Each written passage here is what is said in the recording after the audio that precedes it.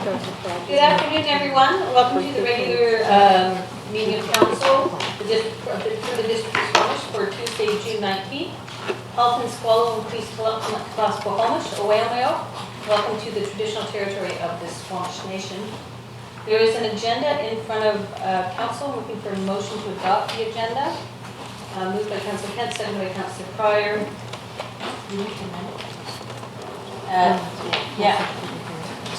So I'm going to rewind just slightly. One of the public hearings due to an advertising mistake, I guess, is not going to be held tonight. We will, however, have a presentation on the proposal and an opportunity for the public to speak. And that is the 37781 Cleveland Avenue, and we will reschedule a public hearing and make sure that the advertising is correct. There was a mapping error in the advertising.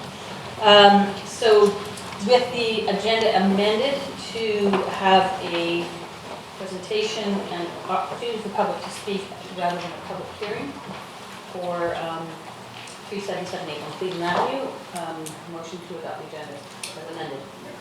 Moved by Councillor Pryor, second by Councillor Race. All those in favor? Any conflict? Well, we're not in there yet. Okay. All those opposed, motion carries. First up, we have a delegation, Belinda Hare. Is she here? Yep. Hi, Belinda, welcome.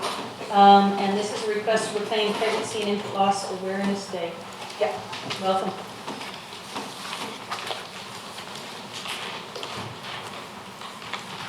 Good evening, Mayor and Council. Thank you for your time. My name is Belinda Grant. I'm here today to request that the District of Squamish declare October 15th as Pregnancy and Infant Loss Awareness Day. Thousands of families across Canada are devastated each year by the death of their baby through miscarriage, stillbirth, and neonatal loss. Sadly, our family is one of them. In 2015, my daughter was born still sleeping.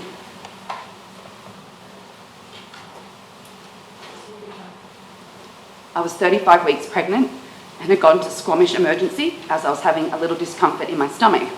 Within the hour of arrival, my husband and I were told that our daughter was no longer had a heartbeat and there was nothing that could be done.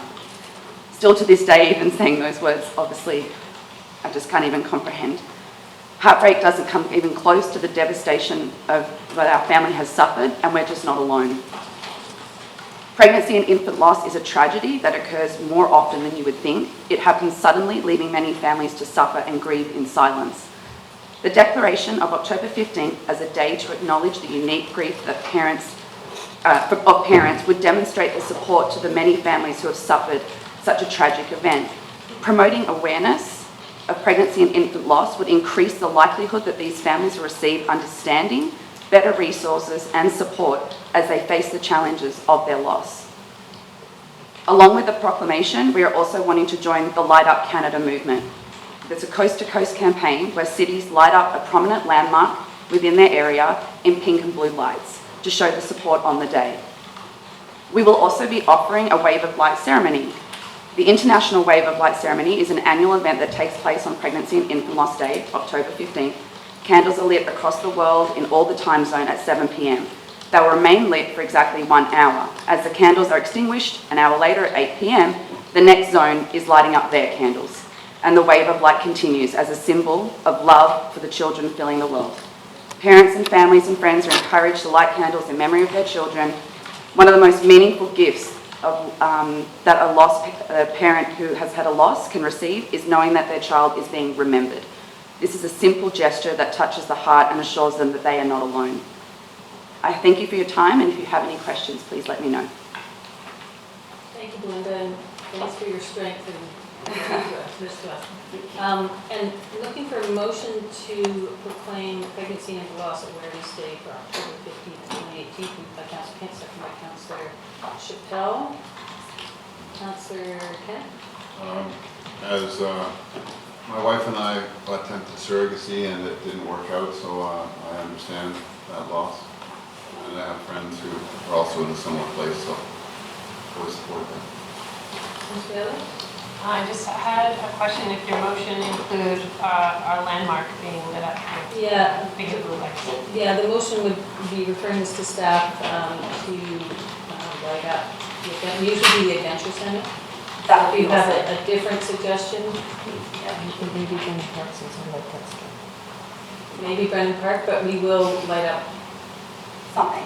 something in honor. The adventure centre would be awesome. That was our hope. Yeah. Yeah, we had our lights stolen from there, so. I'll supply the lights. Will you really? Absolutely. Yeah. This is really We'll make it important. happen. Yeah. Awesome. Awesome. I'm highly supportive. He's Okay, so so many people. So. thank you. I'll call the question. All those in favor? Opposed? Motion carries. Awesome. Thank you. Next up,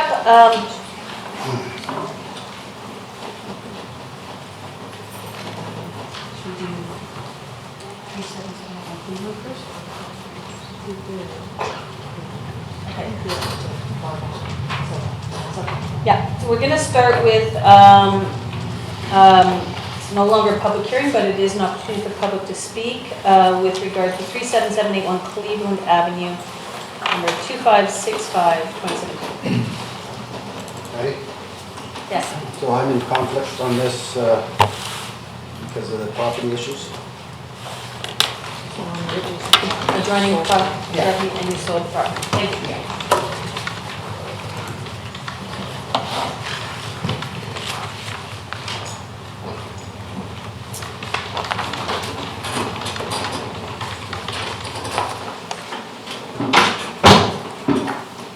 Okay, so good evening, Mayor and Council and members of the public. My name is Carrie Hamilton. I'm a planner at the District of Squamish, and I'll be presenting to you tonight the rezoning amendment bylaw 2565-2017 for the property located at 377 61 3rd Avenue, or Cleveland Avenue, for the purpose of an unofficial public hearing. And just to highlight that all the comments this evening will be recorded and included in the public hearing for July 3rd. So the property is currently zoned General Industrial I3. It currently houses a number of shipping containers for the presumable use of storage. And adjacent properties to the north and south both have I3 zoning. The north property is currently a legal non-conforming single-family home, while the south property seems to exhibit general industrial and storage usage compliant with the I3 zone.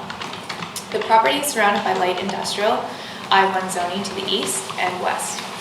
The property's entrance is uniquely located at the end of Cleveland Avenue, and this portion of Cleveland Avenue is not built to today's streetscape standards and is currently used as a driveway access to some Cleveland Avenue properties, as well as a pedestrian and cycling entrance to the Turtle Trail. To the best of staff knowledge, no previous land development applications have been brought to council for this specific property. This I3 site proposes to rezone to the new MUD 2 zone, which permitted 2-building mixed-use development incorporating 5 residential uses, roughly as you see here, and 270 meters squared of commercial space. The buildings are proposing to take advantage of 2 density bonuses written into the MUD 2 zone. 1, the building facing Cleveland Avenue proposes 75% 5-meter ground floor ceiling height to achieve a building height of 15.6 meters. This height bonus from 10.68 meters is built into the MUD 2 zone to incentivize higher ground floor ceiling heights to achieve creative and versatile artisan, employment, and light industrial uses. The development also proposes that 20% of the residential units will be dedicated rental as per the MUD 2 residential density bonus to achieve a 70% residential mix. The building is facing lane is proposed as a height of 8.5 meters and offers 2 live-work units, as well as 2 commercial units on the 2nd story above an open parking garage. The proposal also includes a unique ground floor through block walkway and internal courtyard to provide pedestrian permeability through the site, as you can see identified by the red arrows.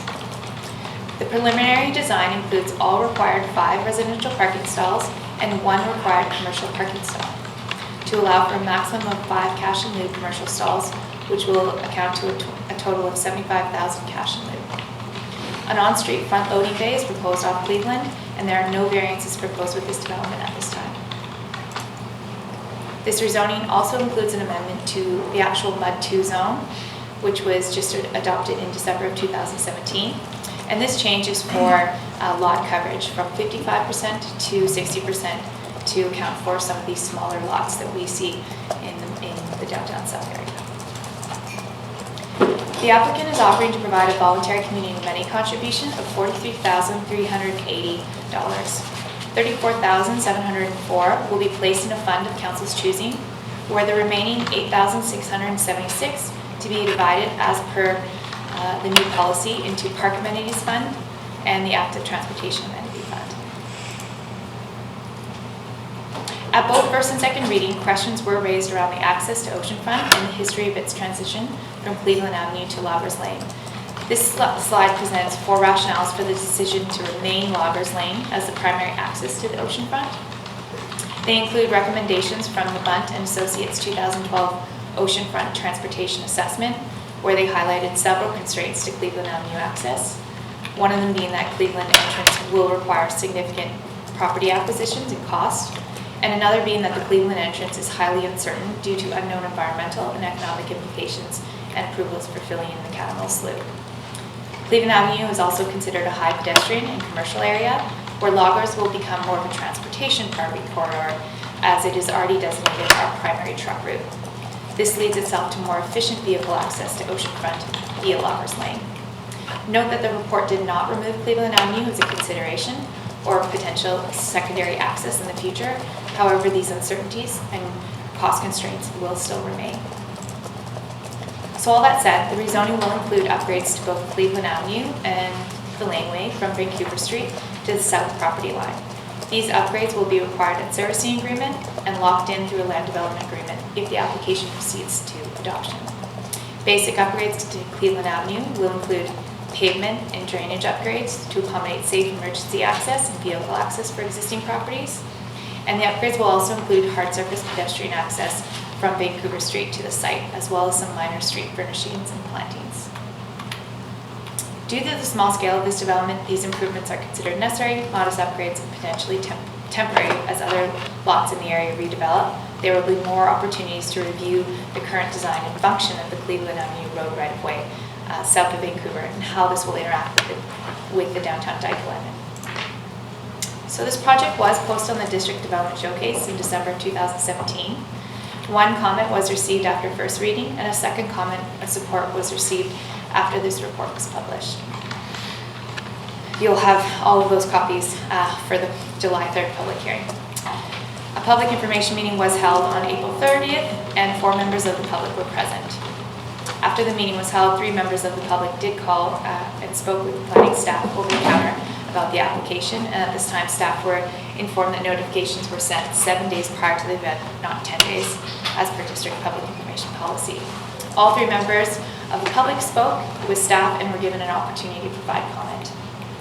Public notifications procedures were undertaken by staff for this public hearing. However, the location map was incorrect in 2 newspaper ads, and staff will undertake all notification again for the rescheduled July 3rd public hearing. So today there's a motion, staff is recommending a motion to put forward that a public hearing date be rescheduled for this bylaw amendment 2565-2017 to July 3rd, 2018 at 6 p.m. And we open it up. Thank you. Questions from the council at this point? Clarification purposes? I don't see any. Is there anyone who wants to speak to this particular application? Come on up and state your name and your address, and if you represent yourself, a business or an organization. Hello, my name is Annie Venner. My address is 38361 Eagle Wind Boulevard. I am the co-founder and co-director of a not-for-profit and co-working and education space in downtown Squamish called Align Collective. As a resident of Squamish and an operator of a small commercial space, I value the implementation of a progressive development like Elevation Collective. Such projects are locally invested in leveraging local economic development opportunities and demonstrate new possibilities of living and working within the Squamish economy that is rapidly growing. It's super refreshing to see a project like Elevation Collective promote business retention, growth, and innovation via its live-work typology that is highly creative and sustainably designed. I'd like to make 2 key points that make Elevation Collective, that support Elevation Collective's new development. First, the rezoning of this lot from a general industrial to the creative mixed-use District 2 provides a creative solution for integrating a live-work space idea into real mixed-use development. It provides the necessary economic development opportunities for existing and new industries to come to fruition and grow in Squamish. The project will attract small and medium-sized businesses development opportunities for existing and new industry sectors to come to fruition and grow. This is crucial for the future fabric of the Squamish economy for retaining and attracting commercial, retail, and services that match our community needs. Second, this project supports small-scale developers in a time in Squamish that currently sees large outside developers heavily influencing the development of our community. The team is made up of Sea to Sky locals who live, work, and play in our community. I think now is an appropriate time to allow small local players and not just large outside developers to shape our community and have a hand in design and planning the future infrastructure of Squamish. Thank you very much. Is there anyone else who wants to speak to this application? I'll ask again, is there anyone else who would like to speak to this application? Yeah, come on up, state your name, your address, and if you represent yourself, a business, or an organization. Sure. My name is Richard Hishino. I'm a mathematician. Sorry, my address is Actually, did you just leave it in there, or else his head explodes? Sorry, Patricia. My name is Richard Hishino. My address is 1174 Wingtip Place, Unit 203 in Squamish, and I just represent myself. I'm a friend of one of the members of Elevation Collective, James King. He and I attend the same church together. We are part of the same men's group. I have grown to admire this individual and his passion for the community of Squamish, and having been a regular customer at the joinery, Locavore, Cloudburst, and seeing his passion for this particular project in downtown Squamish, I know what this individual brings to the community and a desire to serve this community, and I'm delighted to be here to support this initiative and support the individual who's one of the key members of this project. Thank you. Thanks, Richard. Is there anyone else who would like to speak to this application? I'll ask 3 times, and there's going to be a public hearing, so we'll get to do this all over again in a couple weeks. Is there anyone else who would like to speak to this application? I'll ask a 3rd time. Is there anyone who would like to speak to this application? Thank you, everyone. Thanks, Carrie. Thanks. We'll move on to, oh yeah, just so we need to, yeah, the motion is that public hearing, you just put up there, public hearing be held in council chambers 6 p.m. on July 3rd. Yep. It's just taking a Moved by second. Councillor Elliott, seconded by Councillor Race. I'll call the question. All those in favor? Opposed? Motion carries. Councillor Carter? Next up, we have a public hearing, District of Squamish zoning bylaw number 2011, amendment bylaw Plaza at Junction Park number 2527-2017. Prior to the public hearing, I have to read this statement as legislated. This hearing is convened pursuant to Part 14, Division 3 of the Local Government Act to allow the public to make representations to council respecting matters contained in the proposed District of Squamish zoning bylaw number 2011 amendment bylaw Plaza at Junction Park number 2527-2017. Everyone present shall be given a reasonable opportunity to be heard or to present written submissions respecting matters contained in the proposed bylaw. No one will be discouraged or prevented from making their views known. However, it is important that remarks be restricted to the matters contained in the proposed bylaw. Members of the council may ask questions following presentations. However, the function of council at a public hearing is to listen rather than debate the merits of the proposed bylaw. In considering the proposed bylaw, council has received documents which may influence its decision. These documents are available for review and comment and have been included as part of the planning department report, or if received later, handed out at the meeting and included in the public hearing package. If any documents are submitted during the hearing, please feel free to review the document during the hearing by asking staff. Members of the public shall maintain order and quiet and shall not applaud or interrupt any speech or action of members of council or any other person addressing council. I now call on the planning department to introduce the bylaw. Good evening, Mayor and Council. My name is Asia Phil, planner with the Community Planning and Infrastructure Department, and tonight I'm presenting zoning amendment bylaw number 2527 for the public hearing and consideration of third reading. Bylaw 2527 is a proposal to rezone the lands located at 37870 Cleveland Avenue from the current CD 37 zone to a new CD zone that would allow for mixed-use commercial and residential development called Plaza at Junction Park. The proposed development is located downtown. It's in a transitional area that's between the downtown commercial core and the creative mixed-use district downtown south. The site is also the location of the gateway to Squamish's Oceanfront, which is currently under development. The lot's 1.65 acres. It comprises a full downtown block. It's bordered by Main Street to the north, Vancouver Street to the south, Loggers Lane to the east, and Cleveland Avenue to the west. The site's designated as Downtown Commercial Center in the newly adopted official community plan, and it's within 2 development permit areas, the Universal Guidelines and the Downtown Commercial Center development permit area. So a brief history here. The project was first reviewed by the Advisory Design Panel in August of 2017, and then Council Committee in September of 2017, where several different massing options were considered. After taking into consideration the input on the massing options, there was a preferred option that was chosen and detailed out and then brought forwards again to committee in November of 2017. After additional input and refinements, a proposed design was brought forward for committee in March of 2018, and this is the plan that is similar to the one being considered for today's public hearing. On April 3rd, 2018, the amendment bylaw was given first reading, and then on May 15th, 2018, the bylaw was given second reading and authorization to schedule this public hearing was granted. Just quickly, these are the massing options that were considered by both ADP and committee back in late summer of 2017. And here's the proposal as it stands today.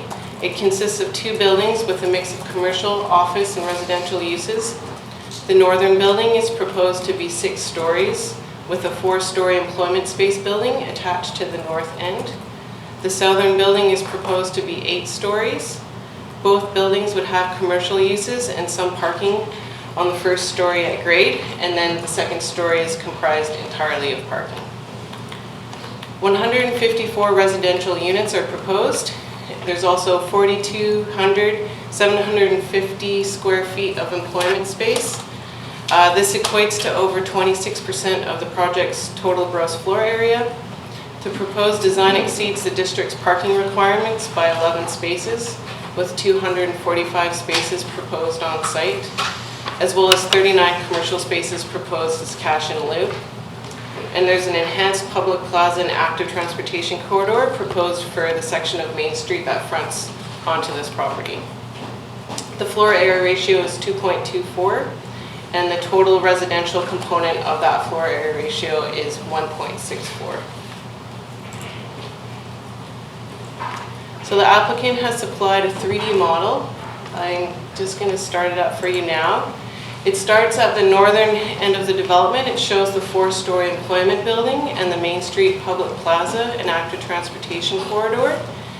The commercial uses front Cleveland Avenue, Main Street and Vancouver Street, and also front Loggers Lane at key locations.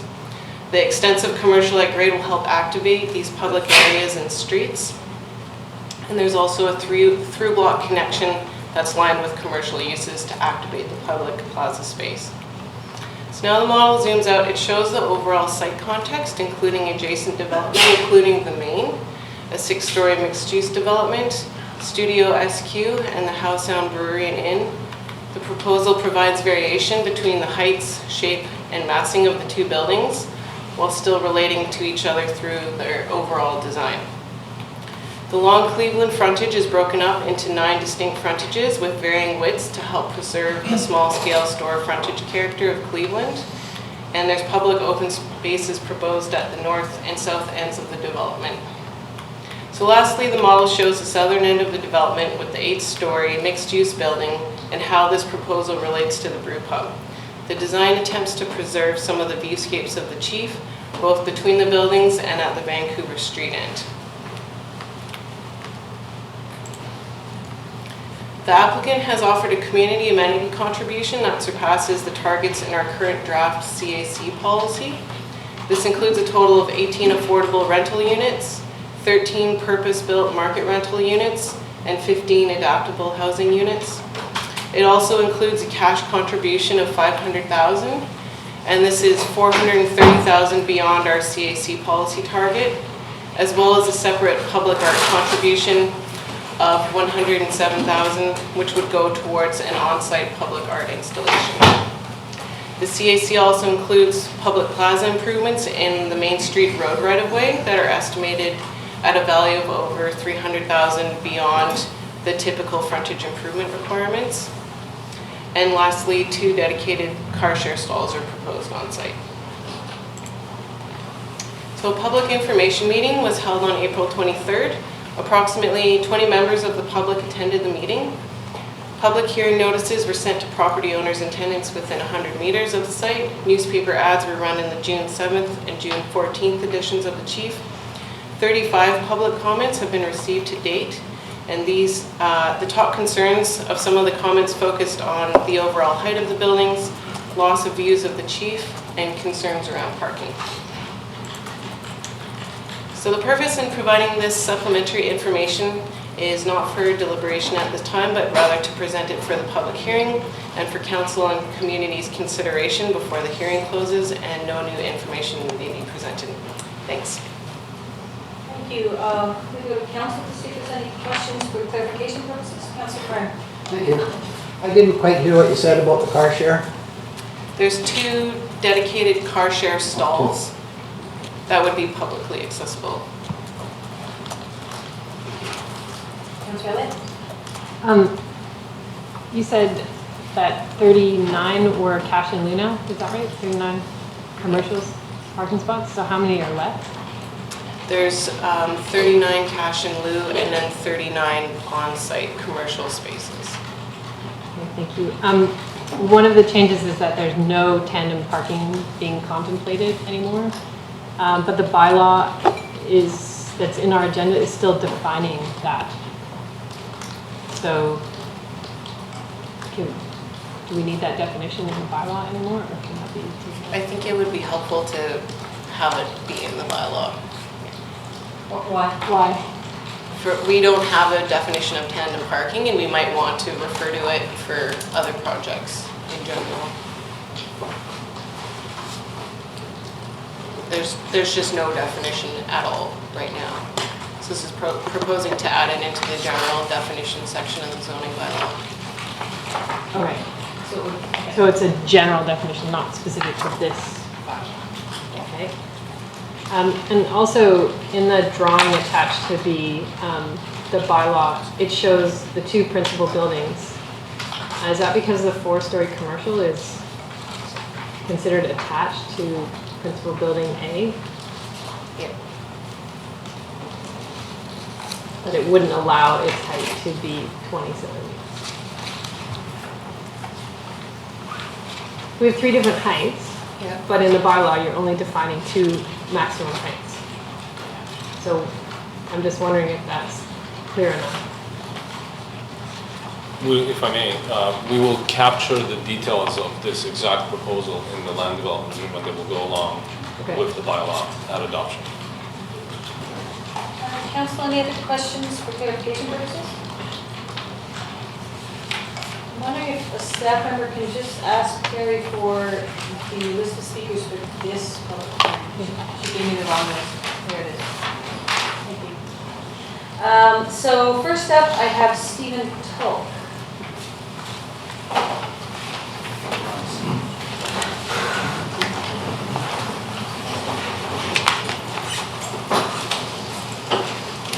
Welcome. State your name and your address, and if you represent yourself, a business or an organization. Thank you, Mayor and Council. My name is Stephen Pelk, number 2640632 Government Road. I'm here on behalf of myself, but also represent Kite Clash Competition Society. I don't have too much to add, obviously, to the proposal. It was a great proposal, showing all the amenities. I'm definitely behind all the contributions that this building's going to make for the downtown area, especially being the gateway to the oceanfront. I think it's really appealing visually, and having a public art project is a great amenity for Squamish. $100,000 public art amenity is great, but the office space is something that's very needed in this town. Obviously, there's lots of businesses, as a business owner myself, people looking for office space and retail space, and I think that's a sorely needed asset in this community, so that's why I'm behind this project. Thanks. Thank you very much. Next up, Sheila Sovereign. You have to say that. You have to come up, if you're going to speak, you have to come up to the podium, sorry.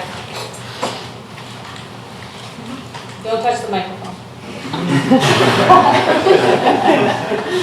State your name and your address, and if you represent yourself, a business or an organization. My name is Sheila Sovereign, representing myself and also supporting the kiting community who are here to back this project. Unit 26, 40632 Government Road. And I just wanted to voice my support because I feel that BOS has just brought so much dynamic business opportunities to this community, Solterra, sorry, and yeah, I just think that those kind of developments need support. I think this is a great way to transition this zone into its new era with the waterfront being developed, and yeah, that's all I have to say. Support. Thank you very much. Next up is Rebecca Aldis.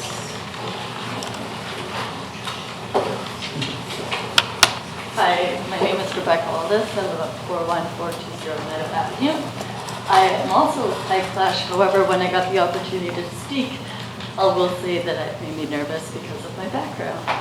However, after reviewing the project, I fully support it. I like the variation of height, the kind of, and looking at Solterra's projects before, they usually have a great character as well too. I feel like Solterra's taken a risk on Squamish before when it comes to the industrial lands, and I'd like to see it move forward. Thank you. Next up is Patricia Coast, and then I don't have anyone else on the list, so if you go to the lobby, put your name down, or if we run out of people written down on the list, I'll just acknowledge your hand. Welcome. Hi, I actually despise talking in public, so I'm a little nervous. My name is Patricia. I am a local realtor. I am also a resident of Squamish. You just say your address. 41050 Tantalus Road. Thank you. I just wanted to go back in time and talk about what Solterra did back in the day when our town needed less density. They rezoned the 6-story buildings into townhomes because that's at the time what we needed. And it looks like now we're going the other way. I've worked with Solterra a long time. We build, or they build, a quality product. I have a lot of clients in town who are happy and love where they live. I think they have tried their best to meet every single issue and things that we're looking for in this town. In particular, let's talk about the extra commercial space, the green space, the artwork, the extra money, even shared parking. So I would like to say I am in favor of this, not only as a realtor, because it's something that I can sell, it is something that people want, but it's also, it's our town, and this is where we're going. Thank you. Thank you. Next up I have Daniel Grain. Welcome. Please state your name and your address, and if you represent yourself, a business or an organization. Hi, my name is Daniel Grains. I'm residing at 37803 2nd Avenue. I represent Squamish Water Sports. We operate right next to that location, 37813 2nd Avenue. And looking over the proposal, I think the balance between business, residential, and art is well articulated in this plan.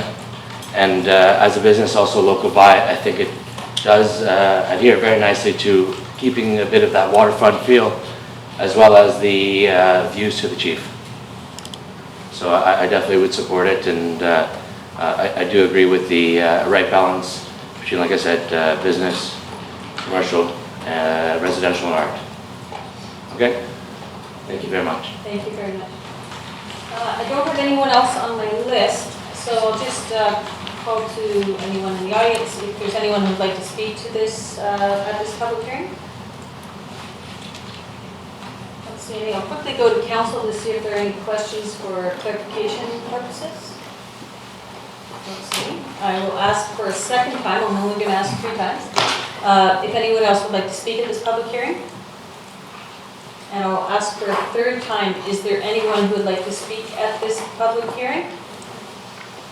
Seeing no further speakers, I will just note that council members are not permitted to receive further submissions after the public hearing.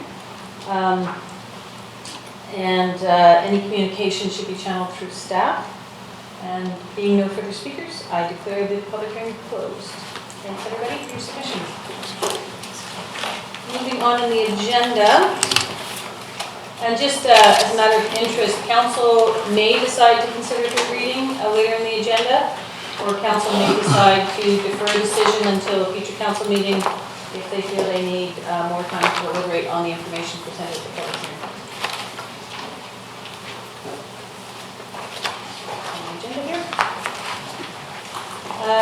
Next up, we have a first and second reading of the consideration of the District of Squamish Community Plan Bylaw number 2500, 2017, Amendment Bylaw Oceanfront Peninsula Subarea Plan number 2601, 2018.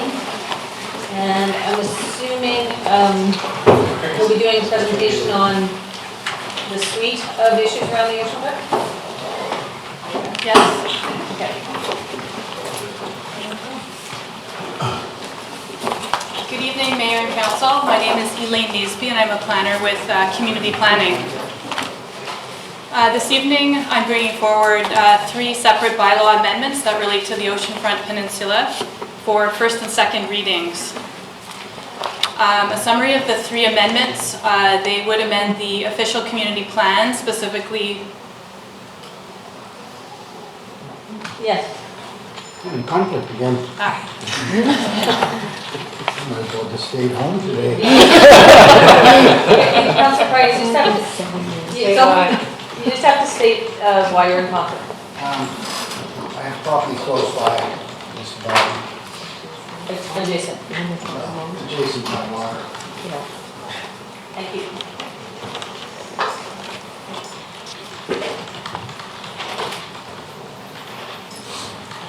Thank you. Continue.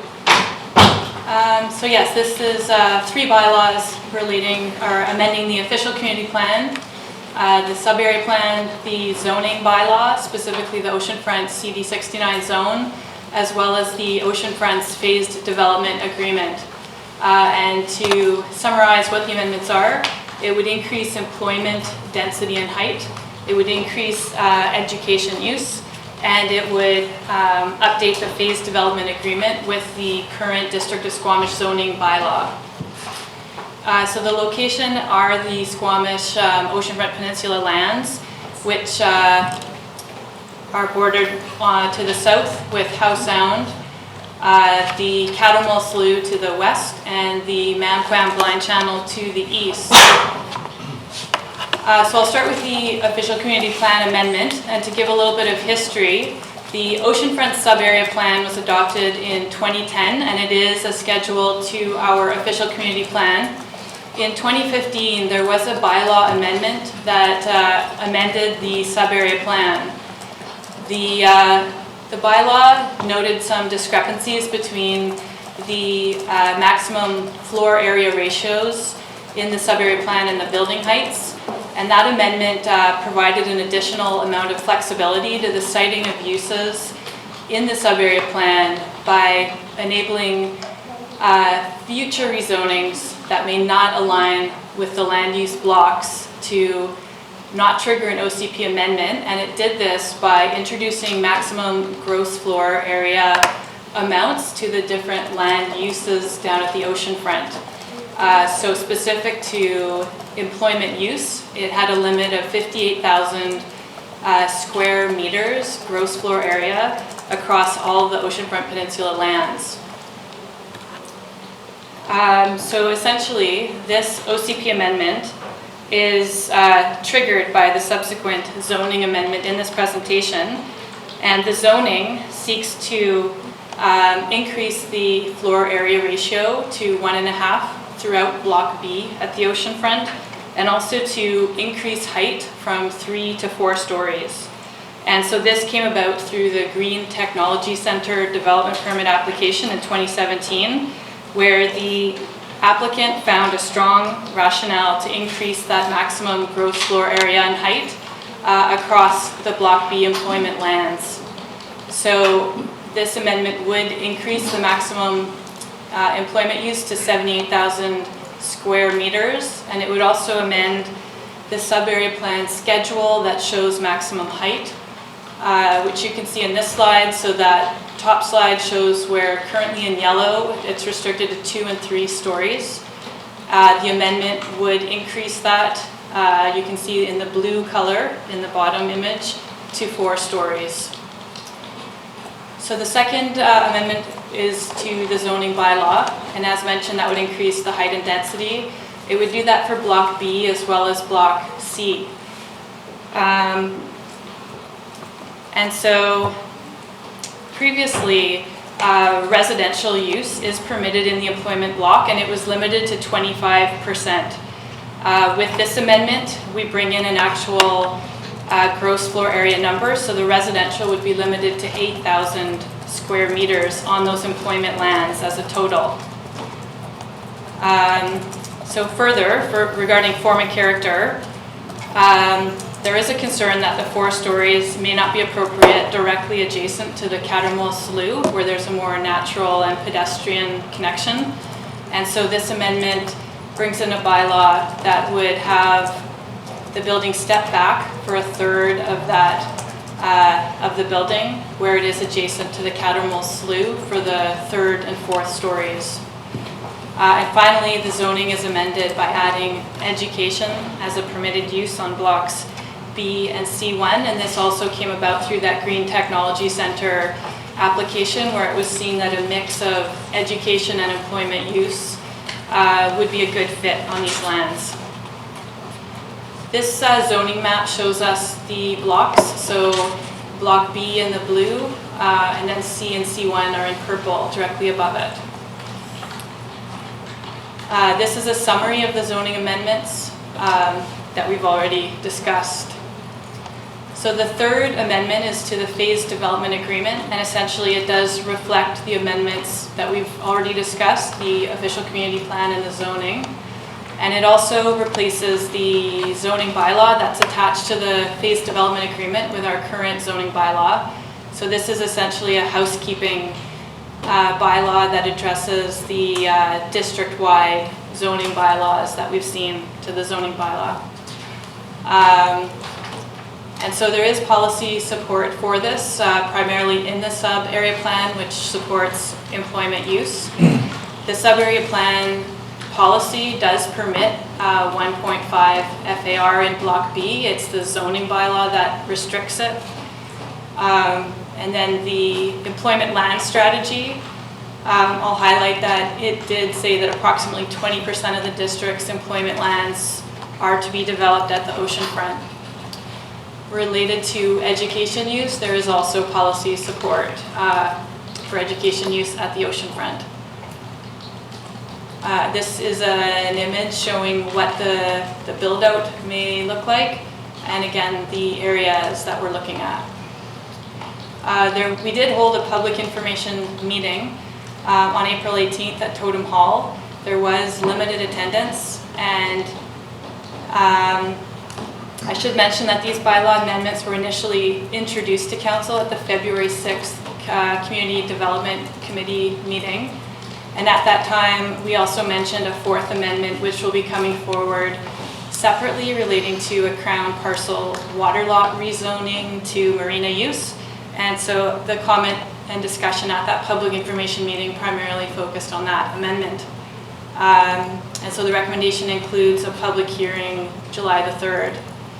The recommendation from staff tonight is to give all 3 bylaws first and second readings, to schedule a public hearing for July the 3rd in municipal council chambers. And subject to that,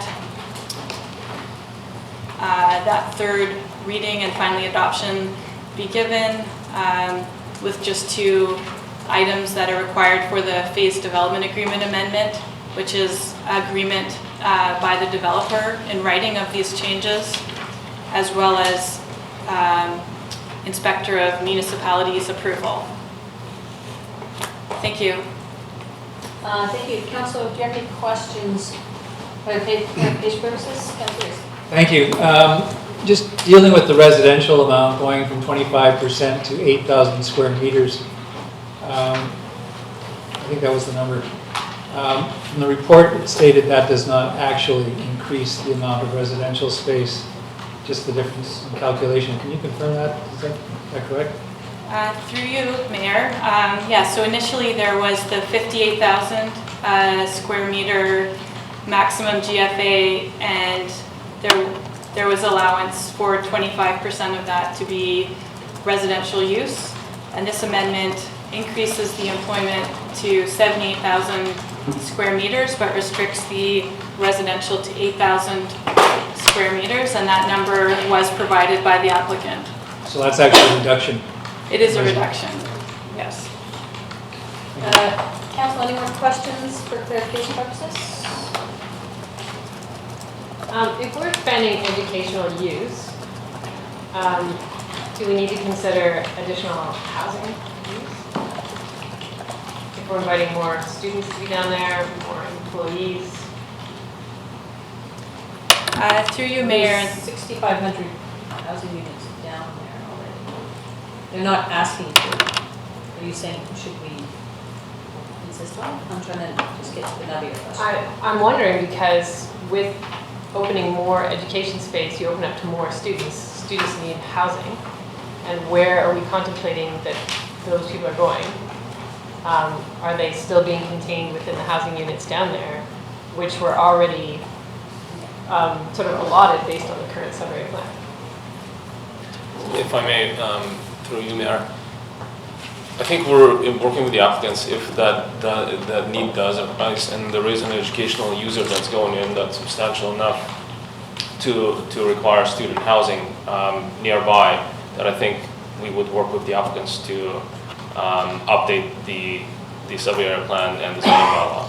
At this point, we're responding to the application just to expand the educational use. But I think in the future, if there was that need, there's always going to be an opportunity to bring an amendment. Is the residential, the residences for students, is that part of educational use, or is that separate? I believe student housing is defined separately in the zoning bylaw. Student housing? Yes. Just having gone through the rezoning or housing agreement request, it is a separate use. Maybe just check on that, because I thought it was part of the educational use, but I couldn't get it. Through Mayor, I have the zone here, and so the block E, E1, and E2, which is education and institutions. So that's what was already designated as education use. That includes student and faculty housing as a separate and distinct use from the education and training institution, et cetera, use that we are bringing in. So the student housing specific is permitted on those education lands. So in theory, they're permitted on this increased density too? No. No, they're not. The density is increasing for employment or educational and employment uses. Student housing is already allowed in the zone, but it's defined separately in our zoning bylaw. Well, is that perfect? Yeah, I mean, that zone E where it was originally proposed, it includes everything. There's the employment piece, there's the housing piece for faculty and staff. And we have a housing shortage. I mean, if Quest decided that their students didn't need to live on campus for all 4 years, we couldn't house them. We don't have enough housing. And so if you expand the education use, my concern is that it doesn't include more housing for students. So I think we just have to be aware that there's a distinction between what's in Zone E, the original proposal, which include everything, and this is just expanding a use down. It doesn't include more students. Any other questions for staff at this point? On the Catamount Slough side, those buildings were limited to 2 stories originally. Is that because we didn't want shading on the slough? Through you, Mayor Heisman, I think there was like an overall form of the oceanfront from the Catamount that did step up, and so we are maintaining that by having that 1/3 of the building step back along the Catamount that will maintain those 2 stories. And I don't think shading ever was part of it. Okay, yeah, I was just wondering if that was part of it. And also one of the things we've been grappling with along Cleveland Avenue is not having one uniform shape. We've been trying to get variety so that we don't just have these sausage buildings going all down Cleveland. And so by moving this whole zone to 4 stories, we potentially end up with a pretty uniform look and feel, which I'm not sure was contemplated. That's why we had the 2 stories, going to 4 stories, and 6 stories. So I get that, you know, we should encourage employment space, but I also know that we spend a lot of time with our community trying to design this space, and I don't want to lose that. So instead of a maximum height, would not an FAR ratio be a better way to approach it? We could look at that. It's a little bit more complex to write into a zone. I would say that the 2-story was probably, it extended the whole length of this block, so we're just going from 2 to 4 with a step back. But the good thing about having a step back in the zone is that, you know, it's not user density if you're not increasing the GFA. So as individual development permits come forward, you know, there will be opportunities to provide some variation in maybe the level of step back or the form of character. So I think even though the height will be similar, the kind of design around monotony could be achieved through design, not just the height. Thanks. Yeah, I would agree with that completely. I think form and character can be addressed in other ways, but I think that we're talking about institutional use. Wrong question. Yeah, I totally think it's, when you're going to 4 floors for institutional use, it's the most practical way. Do you have a question? Nope. Any more questions for clarification purposes? I don't see any. Would anyone like to move the first one, which is the OCP bylaw number 2500-2017, amendment bylaw number 2601-2018. Give first and second reading. Moved by Councillor Spell, second by Councillor Reyes. Any comments? We still have public hearing, just a reminder. Yeah, the form and character, this is employment land we're speaking of, an institutional use, and I think that 4 stories is an appropriate use for that sort of building. I really think that having the most usable space for employment is right now the most important thing for our community. So, just a reminder, it's only first and second reading. Okay. Anyone else want to speak to first and second reading? Councillor Reyes. Yeah, thank you. And this essentially increases educational and commercial spaces, and for me that's almost always justified in going to public hearing, and this is no exception. So I support this at this stage. I'll see more hands. I'll call the question. All those in favor? Opposed? Motion carries unanimously. Well, not here. Next up is CD Zone 69. No further information, Elaine? No. Would somebody like to give a question? You have a question? Yeah, go ahead. So in light of our move to higher step code, I have heard that step backs are going to make it harder for developers to meet step code, especially for commercial buildings. And so this obviously is proposing a step back. But have you heard that from our staff around, is this going to prevent us achieving our goal around step code because we're asking builders to step buildings back rather than, it's easier to build these envelopes if it's one wall going straight up. Free there, yes, it's absolutely easier to build them with a straight wall from the ground up. However, the commercial spaces are going to come in at step 2, most likely. Council is yet to approve the building bylaw.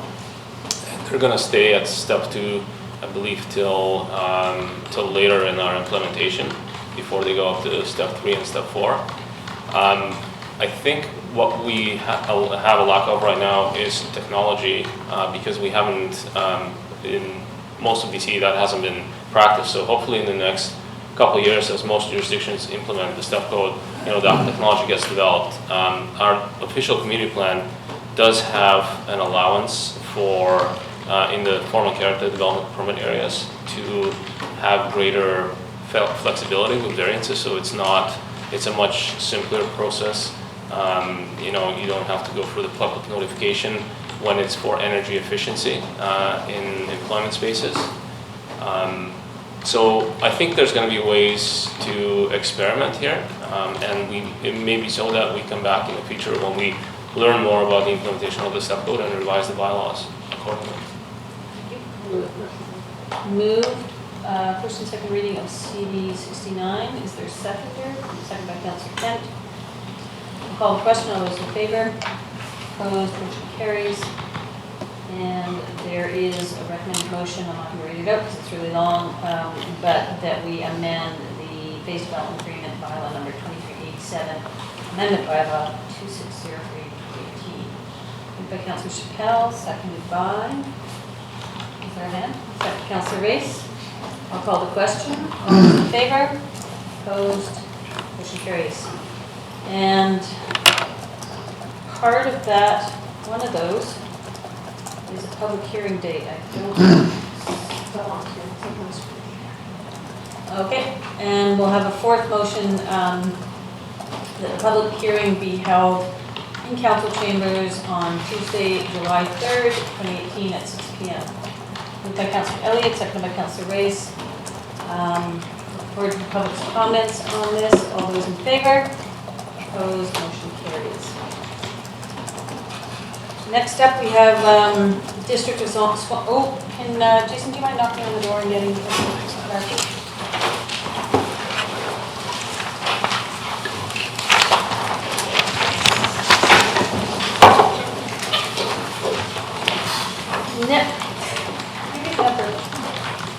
Next up, we have District of Squamish zoning bylaw number 2020-2011 amendment bylaw 2018 miscellaneous amendments number 2607.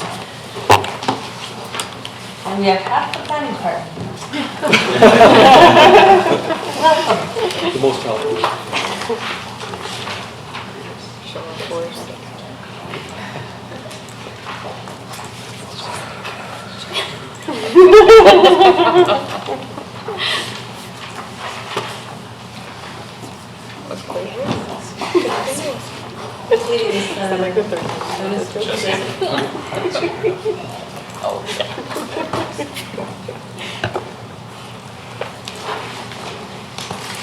Whenever you're ready. I'm actually going to start first. Good evening, Mayor and Council. My name is Asia Phil.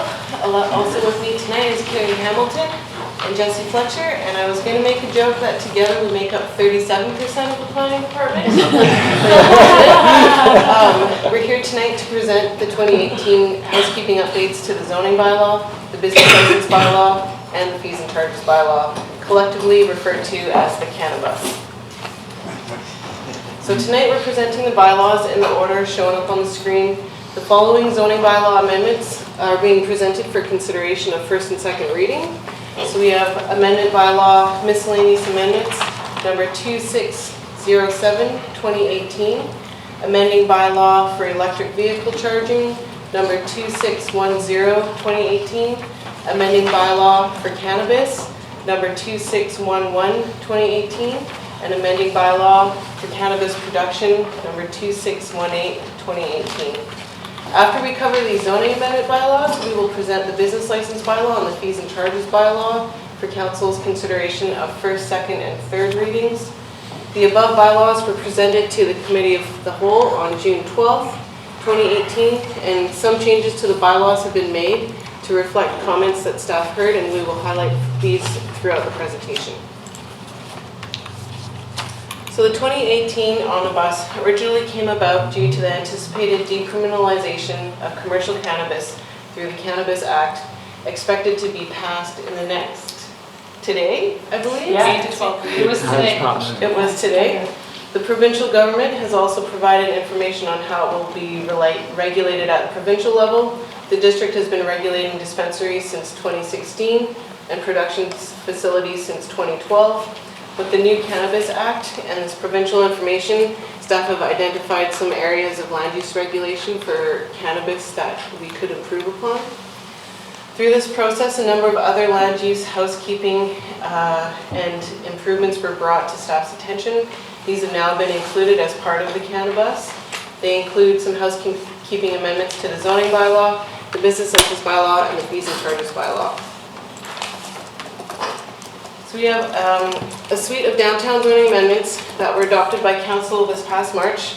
These included regulating the floor area ratio and upper story setbacks for properties fronting Cleveland Avenue from Pemberton Avenue down to Main Street.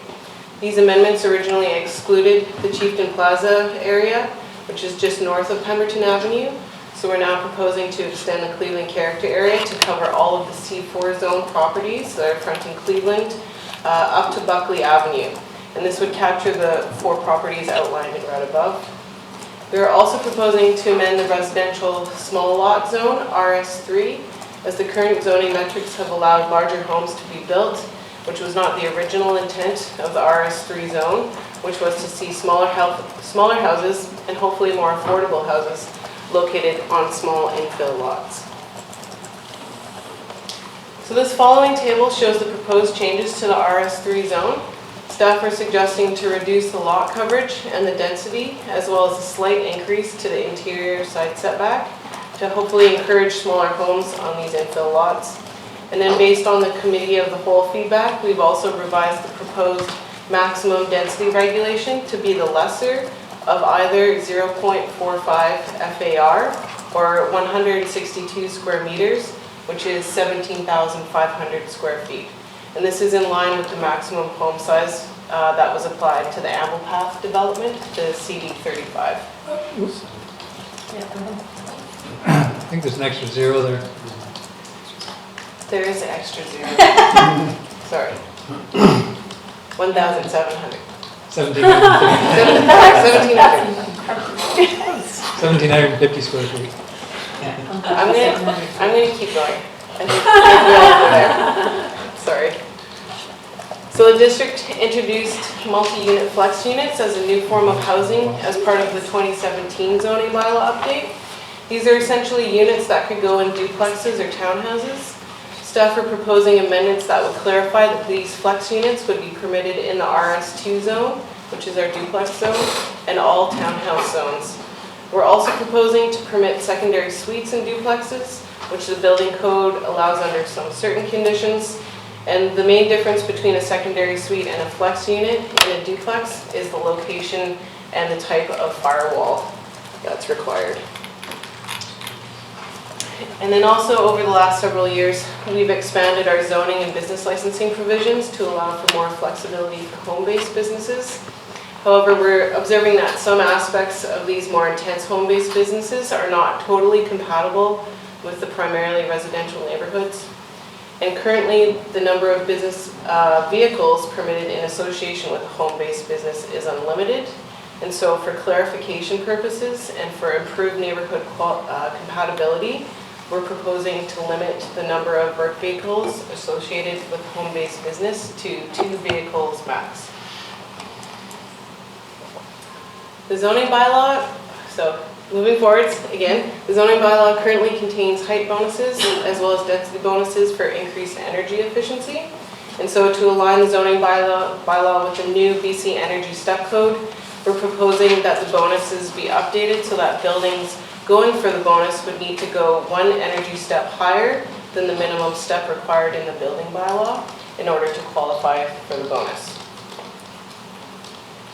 All right, so onwards to bylaw number 2610, 2018. The district currently requires that 30% of parking stalls in shared parking areas in multifamily buildings have access to a level 2 charging receptacle. At the April 3rd, 2018 regular council meeting, council passed the following motion that staff include the consideration of requiring 100% of shared residential parking to be electric vehicle charger ready for multifamily development applications as part of the cannabis zoning bylaw amendment. Following discussion at the committee of the whole meeting on June 12, 2018, staff have drafted an amending bylaw that would define electric vehicle charging infrastructure, or RUFIN, and require that 100% of stalls in shared parking facilities are equipped with electric vehicle charging infrastructure, which would be able to facilitate a level 2 charging receptacle in the future. This would be in addition to the existing requirement for access to receptacles for 30% of stalls. Just to clarify, 30% have access, 100% are infrastructure ready. Correct, yes. So now to the proposed bylaw amendments to cannabis, and this is for 2611-2018. So the district has regulated marijuana dispensaries since 2016, and in anticipation of the legalization of recreational marijuana by way of the Cannabis Act, staff proposed to update the zoning bylaw to ensure consistency and make some adjustments to existing regulations so that retail cannabis continues to be thoughtfully located throughout our community. So some of the definition changes include one, the Cannabis Act will no longer make reference to marijuana. So to ensure consistency with the federal regulations, staff recommend changing all reference of marijuana to cannabis. And secondly, the Cannabis Act legalizes recreational cannabis and defines it as a distinct use from medical cannabis. So the sale of medical cannabis will no longer be permitted online. And to clarify that the retail use for cannabis in the district is only for recreational cannabis, staff recommend changing the term marijuana dispensary to cannabis retail. So thirdly, in 2016, council approved land use regulations that permit dispensaries under certain circumstances. These include that a dispensary cannot be located within 300 meters of a school, and staff have found that the definition of school is too vague. Staff are proposing a clearer definition of school that will help differentiate between K-12 schools and post-secondary institutions, but will also provide clarity that a private K-12 school is also considered a school. So currently the locations of dispensaries or cannabis retail are regulated by a number of conditions listed on this slide. In comparison, liquor stores in the district are currently spot zoned, which means a new liquor store location would require a zoning amendment. Currently the district has taken this less onerous approach by regulating marijuana dispensaries through the use of buffers instead of zoning amendments. Staff recommend that the district maintain the buffer approach to ensure that cannabis retail is permissible yet continues to be thoughtfully located throughout our community. So with this rezoning, staff are advising to add 2 additional conditions to these existing buffers, and they're kind of highlighted in those red circles.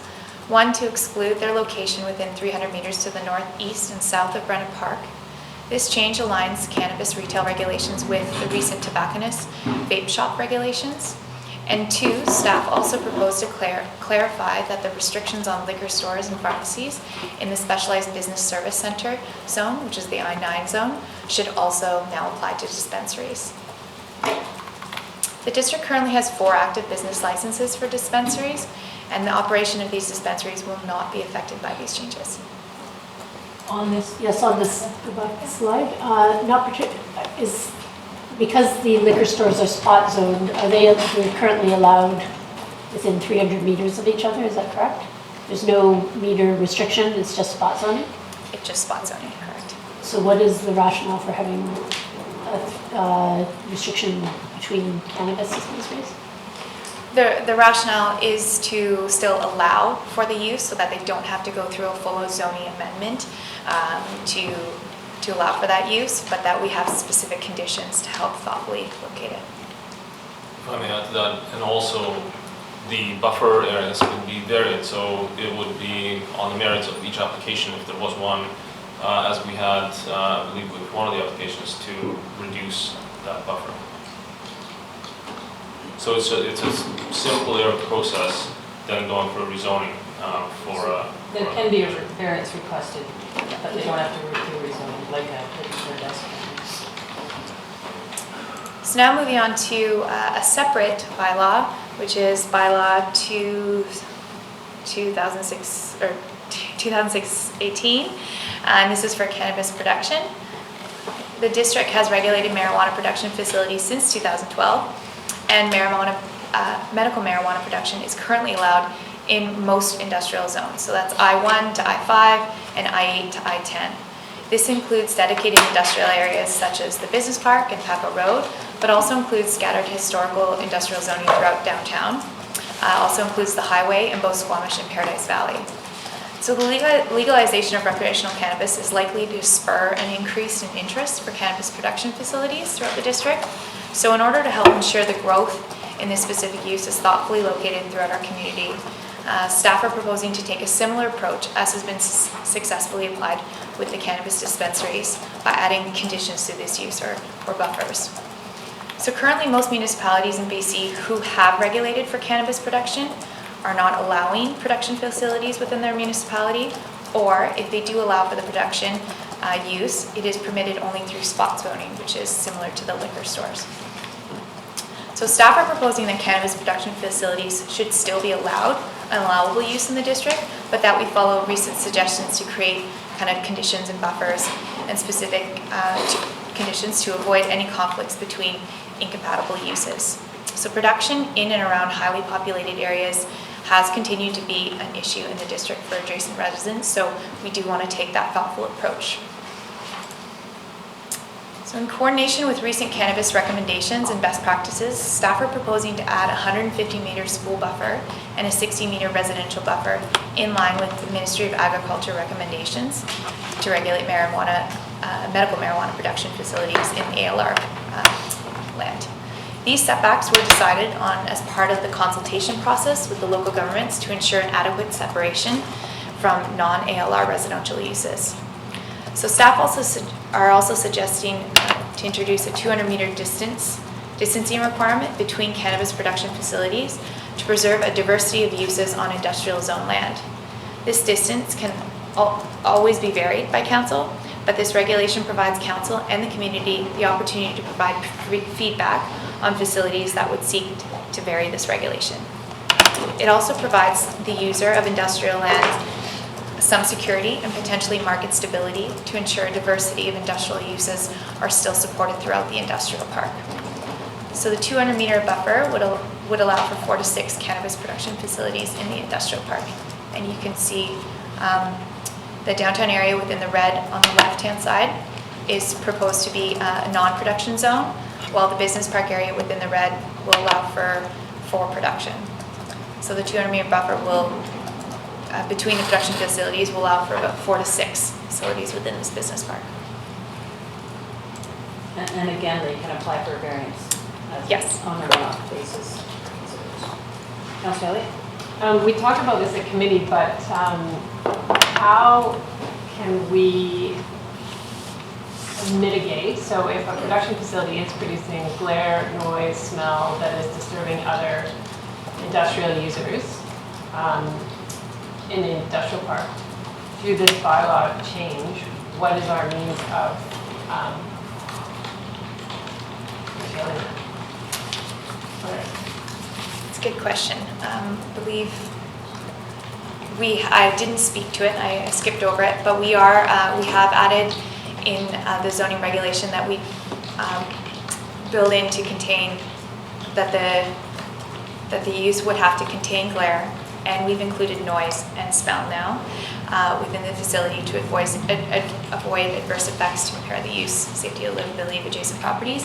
And we're going to further regulate that through the business license. So Jesse's going to speak to that further, but we have found a way to include that into the regulation.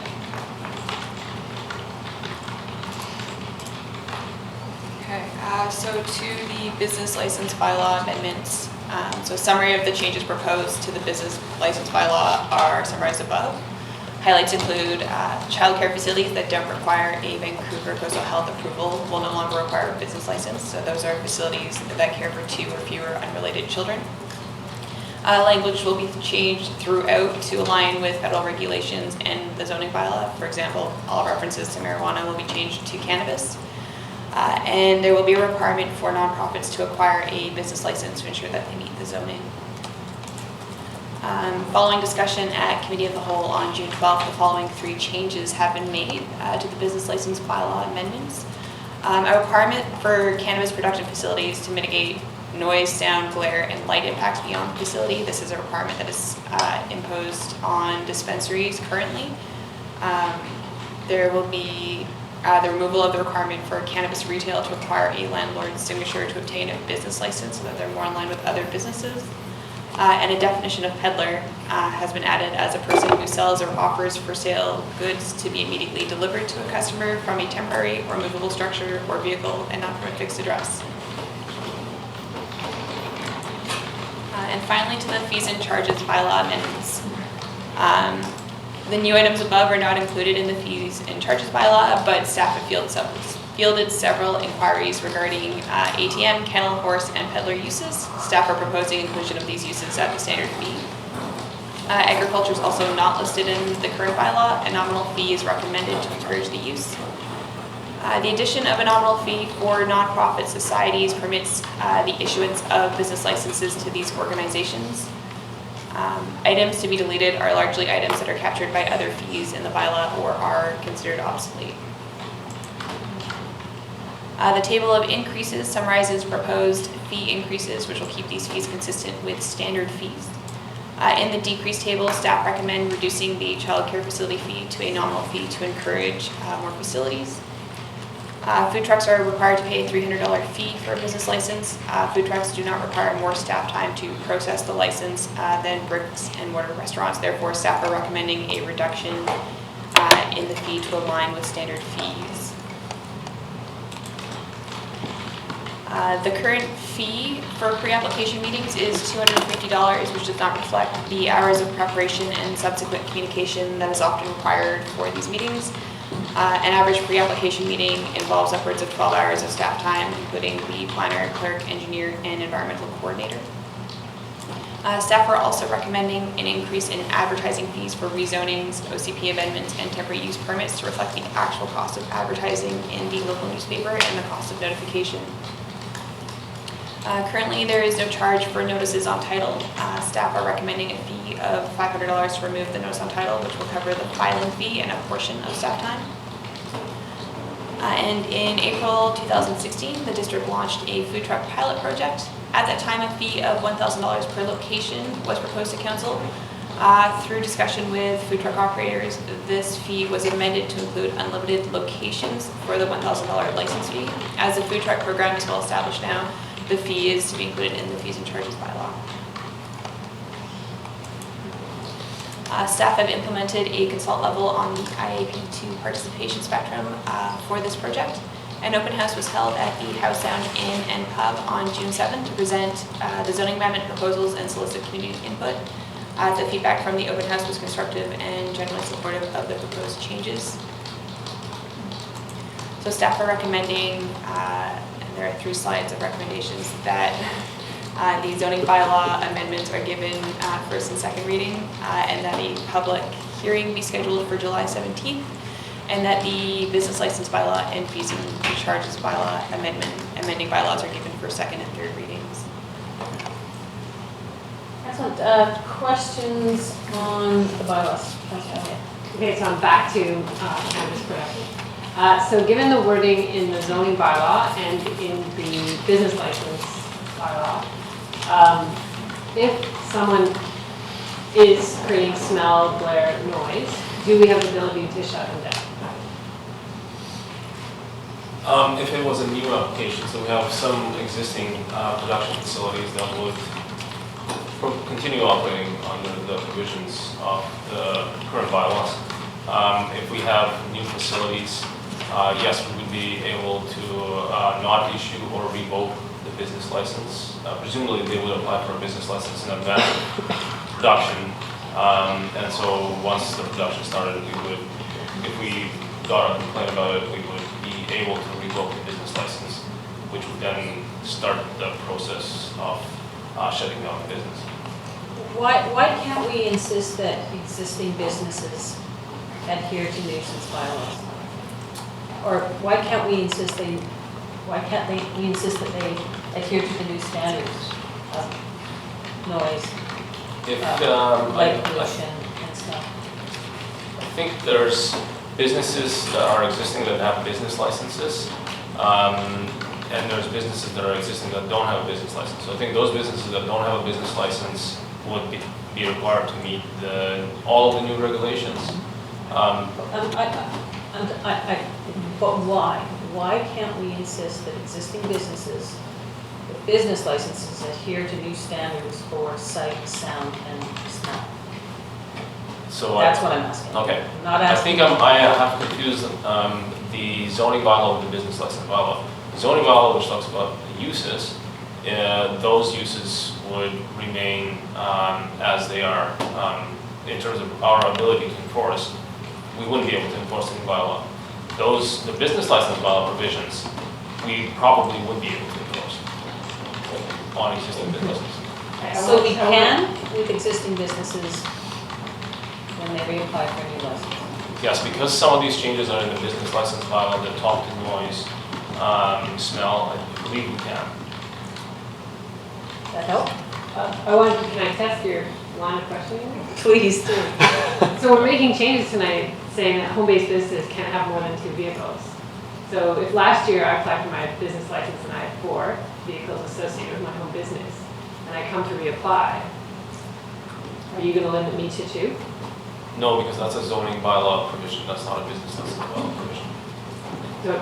So that piece of it only applies to new businesses going forward? Yes, it's only the zoning bylaw that people can take advantage of in terms of existing uses and the changes that come after they have a legitimate business.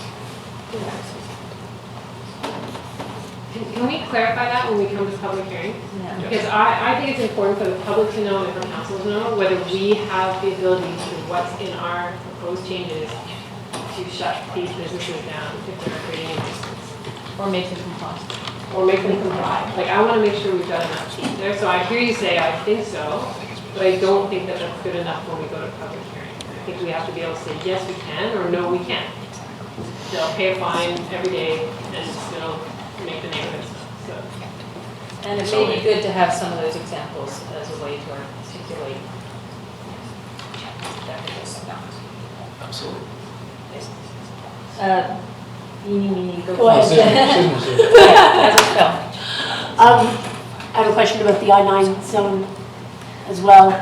I can't quite remember the conversation we had about producing and being able to sell your craft dispensary item in the front. So as long as you're a producer in the industrial zone, so you're allowed production in the industrial zone, but no selling in the industrial zone unless it's a craft item, I remember. Is that, or is there no selling? So at this time, we're not regulating for the craft production. That still, it hasn't, the Cannabis Act doesn't speak to that yet. And so we aren't talking about this. So if you are producing, right now, currently, the laws that they're coming out with, you cannot produce and sell your own. So it wouldn't be like a brewery where you could brew your own beer and then sell that beer. So we don't foresee at this time that retail would happen, but it could potentially happen with the revisions of those regulations at the federal over the years. Yeah. So right now, as it stands, our regulation allows for 20% of a primary industrial use to be retail oriented. So once the federal laws will allow for that, then that use would be allowed. We like to say once the federal laws catch up to us. With production and being in the same place as the sales? Potentially, if that's the route that the federal government. Right, but we've regulated that we don't allow sales in our business park, even though in I-9. So we've regulated that we don't allow for it. For a cannabis dispensary. We don't actually say no to that. It has to be. Oh, for the I-9 zone, sorry. Yeah, I-9 zoning, just take cannabis out. Like, Sorry. if you're a brewery, you can sell your beer. It has to be an accessory retail to the production piece. So that would be allowed, but the Canadian laws don't allow that yet. So once they do allow that. No, but I'm just asking if we allow a complete dispensary. I got that right. No, it does not allow. So we don't allow a dispensary to open in the industrial park, No, not at this time. in our business park at all. No, because there are no zones that allow for retail primary, except for this I-9 zone that allows for retail primary, but excludes liquor and excludes pharmacy, which at the time, they probably didn't realize cannabis dispensaries would be coming forward, so we're just now updating that zone to reflect the intention of the I-9 zone. Yeah, I think that's the only difficulty I have with this. I think the bylaw, you guys have done an amazing job at writing this. It's really difficult. But I do, in our business park, we sell beer, or we sell food, we produce, Not in I-9, no. But not in I-9. And so our entire business park, all the new Solterra. That's I-9, but where the liquor store is highway commercial, I think. Liquor store? No, backcountry, the beer. Oh, but that's manufacturing with a retail component of the manufacturing. So Yeah, but we have bakeries and there's all sorts of, the whole district is actually set up for sales. So a lot of those industrial uses that you do see, the retail portion, that complies with the 20%. So primarily they are a production or manufacturing. So the bakery is a production of bread, but they also can sell at the front as well. So that's what we typically do allow in the industrial. And Dairy Queen will be a production of ice cream and then selling it in the front and all the other. You're not listening to what staff is saying. I am listening to what staff's saying. They're saying that the business park is that things are produced and then sold in the front. And so we're saying that we can't produce marijuana in the back and sell in the front because of federal regulations. And we can't have dispensaries in that area either. Correct. Or liquor stores. Because it's retail primary. And there are so many contradictions in that. You're just not getting it. So maybe You're just not getting it. to try one more clarification, the I-9 and the I-8 zone, which I'll highlight just to give you guys a visual, let's see if we can get the cursor over. This is the I-9 zone and this is the I-8 zone. And this is where we allow for a lot more uses than the typical I-1 to I-3 that we have. We also have I-7 in this business park. And those other zones allow for production, but they don't allow for any retail, which would allow for the dispensary component. So the I-9 itself does allow for a small pocket of retail. The intention there was to serve the business park for a food spot, a lunch spot. It wasn't intended to be to have doctors or have a place where people would come and go consistently. That was intended to be for Garibaldi or the downtown area. So that's just to give a little bit of context, and then they also spoke to not wanting liquor stores and So pharmacies. retail and professional use are completely different things as well. Yeah. So it's clearly not intended for professional space. They have to drive for that. So, but retail of cannabis is not allowed, and even though all other retail uses service the area, so. I think it's just really difficult. My point is that it's really difficult to make those distinctions when we're allowing all the other uses in there. So, and yeah, I guess we'll see what it says. But we're not allowing all other uses in there. It's very restrictive about what retail can be in that area. It's not very restrictive. We have gyms, we have bakeries. It's basically become quite a little hub of businesses in there. And there's all sorts of businesses. There's physio clinics, there's professional use space, there's everything in there. And again, it's one of those things where you have to look at what an area is being used for and regulate Now, all adequately. all the uses you just mentioned aren't retail. Okay, selling beer, selling t-shirts, selling ice cream, selling bakery goods. As long as they're 20% of the manufacturing, they're allowed to do it under the zone. I guess if you call, restaurants.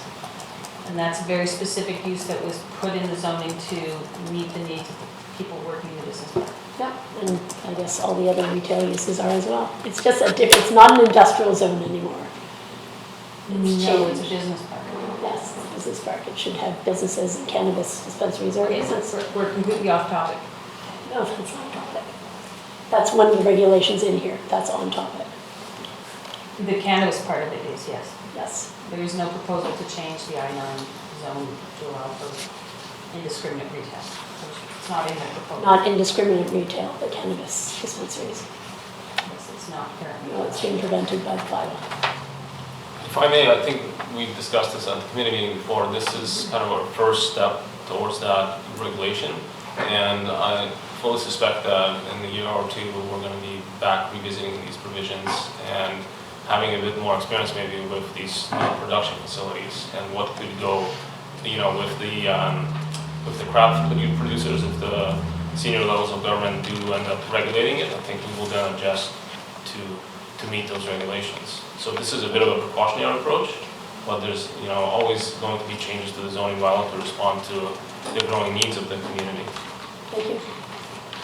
Any other questions for staff? Councilor. Thank you. And a lot of it was just answered. It was about the craft production. So absent federal regulation, there really is no distinction in our bylaws between a craft size, which is sometimes referred to as less than 1,000 square feet, for example, versus a larger size. They're all just treated as one. And so they're allowed in certain spots in the business park, but they're not allowed at all in the downtown area. And so if somebody did want to put one in the downtown area, that would be a spot rezoning. That's kind of where it stands right now. Yes. Yes.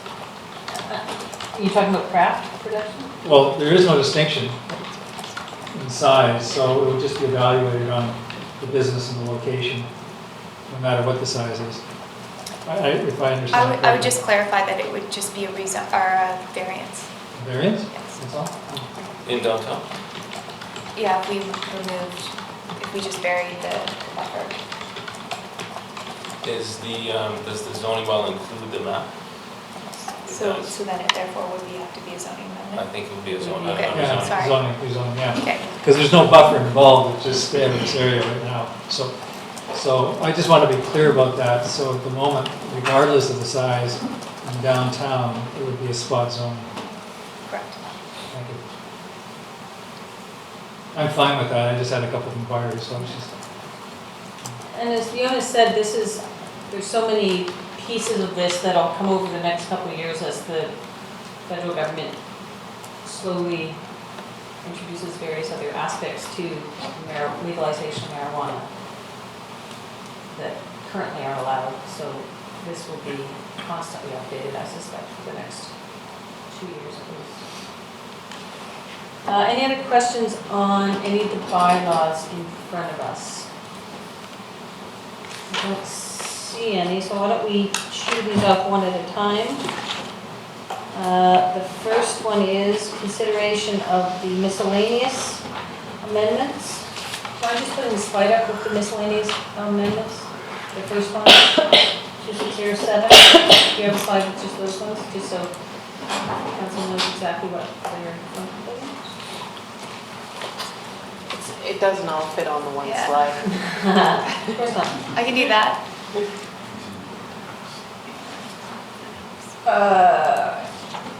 So that 2607, someone want to move it? Moved by Councillor Elliott, seconded by Councillor Blaze. With 1,750 square feet. Yeah, not 17,000. Anyone want to speak to this one? I'll call the question. All those in favor? Opposed? Motion carries. And all of these motions include the public hearing date of July 17th, 6 p.m. in council chambers. Next up is the vehicle charging amendment, number 2610, moved by Councillor Elliott. I'll second that. I'll call the question. All those in favor? Opposed? Motion carries. Next up is bylaw number 2611, the cannabis amendments bylaw. Moved by Councillor Elliott, seconded by Councillor Race. All those in favor? Opposed? Motion carries. Second up is cannabis production bylaw number 2618. Moved by Councillor Kent, seconded by Councillor Cryer. All those in favor? Opposed? Motion carries. Have we done the business bylaw? Okay, no, okay. Would someone like to move the business bylaw? Moved by Councillor Ray, seconded by Councillor Elliott. All those in favor? Opposed? Motion carries. And fees and charges bylaw number 2591. Moved by Councillor Elliott, seconded by Councillor Cryer. All those in favor? Opposed? Motion carries. So just a reminder, those public hearings are on July 3rd. 17th. Sorry. Just testing. 6 p.m. in competition. Building bylaw, done that one. Never really on. Sure. C1, amended third reading of the building bylaw update.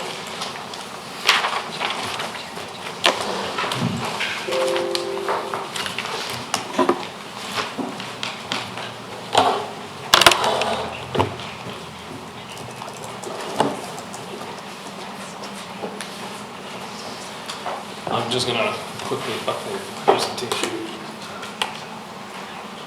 Also want to take a 2-minute break? Why don't we take a 2-minute break? Sure. Okay, class. Thank you. Ready? Thank you. We are back in our regular business meeting, and we are on item 9C, 8C, can't remember. Amended third reading. Thank you, Mayor. My name is Jonas Vonishkis, Director of Community Planning, and today I'm presenting the report that's on the agenda, proposing to amend a third reading for the building bylaw update.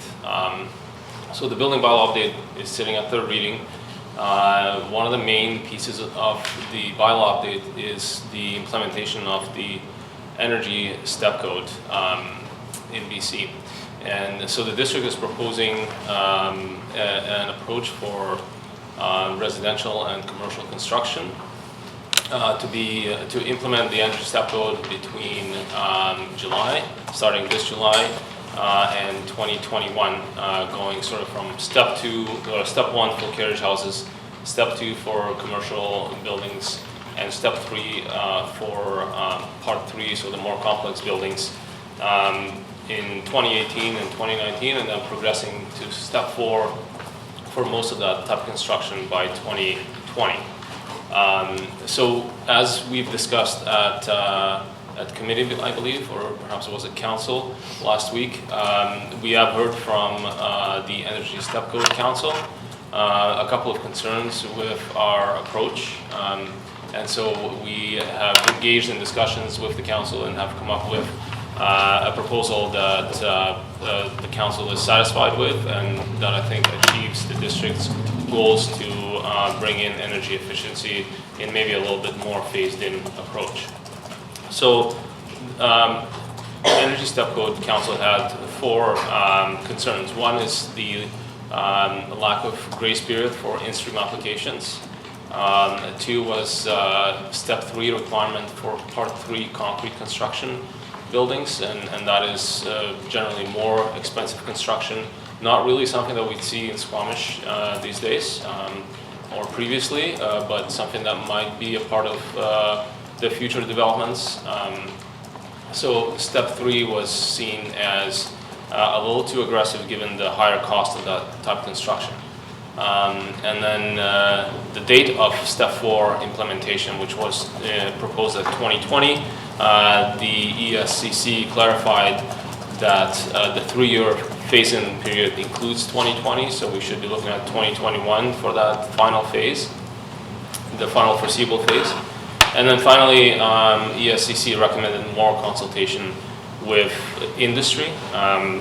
However, we staff feel like we have done quite a bit of consultation with local stakeholders, and our read is that the steps that we are proposing here should address any concerns that the industry at large may have with implementation.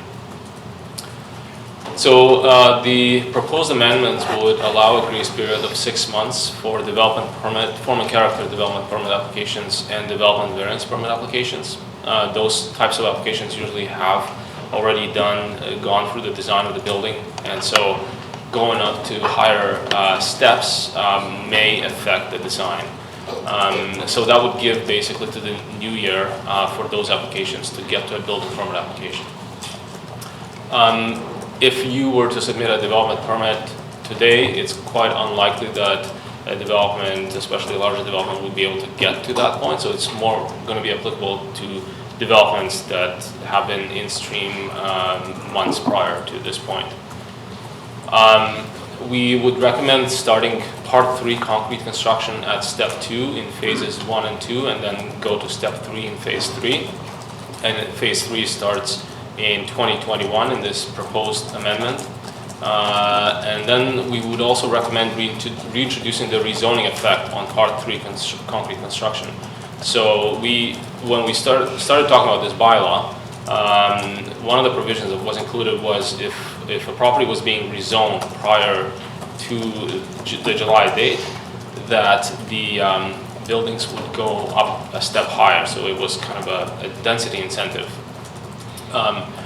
Because we took a more aggressive approach, we subsequently removed that rezoning effect. But because we're going down a step for those concrete construction, we recommend putting the rezoning effect back in. That only applies to that kind of construction. It might be confusing to some, and please let me know if it is. And then finally, we are recommending to change the date of phase 3 from 2020 to 2021 in line with the recommendations. And then in this motion. Can I just, yes. Can I have you just explain concrete construction just for everybody's Yes. information? So part 3 concrete construction would be buildings that are residential or mixed use that are no longer wood frame construction. So it would be the whole building built out of concrete frame. So, and generally those are over 6 stories. So do we have many concrete buildings in Squamish? No, not that I'm aware of. I don't think there's a building that is residential that would be concrete. We've certainly seen ideas come forward downtown that would have concrete construction included because they were just too high. But I don't believe any of the developments that are being considered today would be concrete. Can I ask a stupid question?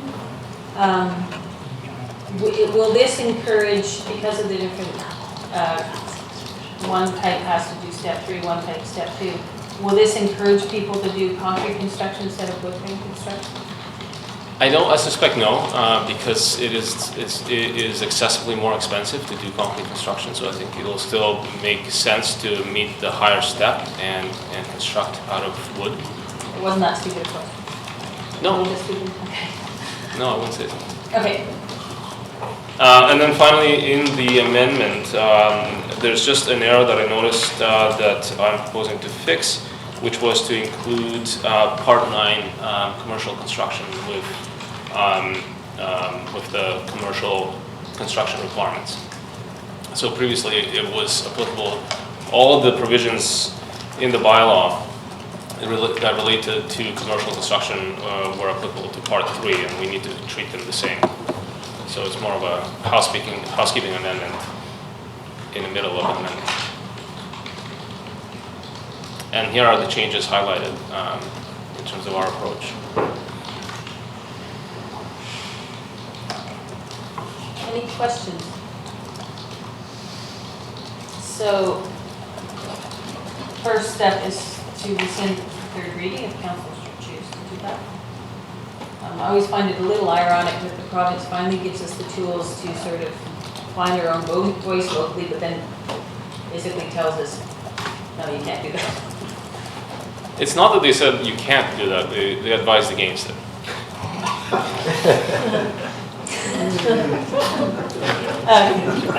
So, question. We had included a bylaw, I'm not sure if it was a bylaw or if it was passed, that we have applications that meet higher building codes, skip the line like we do for rental properties. Is that included in this bylaw, or is that a separate? No, it's part of the policy for priority applications. So applications that propose to meet step 4 would be considered a priority application. Okay, so leave that and get through this first. I would like to do that. Motion to rescind bylaw number 2587. Moved by Councillor Blackamore, second by Councillor Schell. All those in question or comment? Comment. Go ahead. Well, to your point, the council actually has no regulatory or administrative authority. So they can make recommendations, but it's not really part of their terms of reference to step in and tell local government what we should be doing.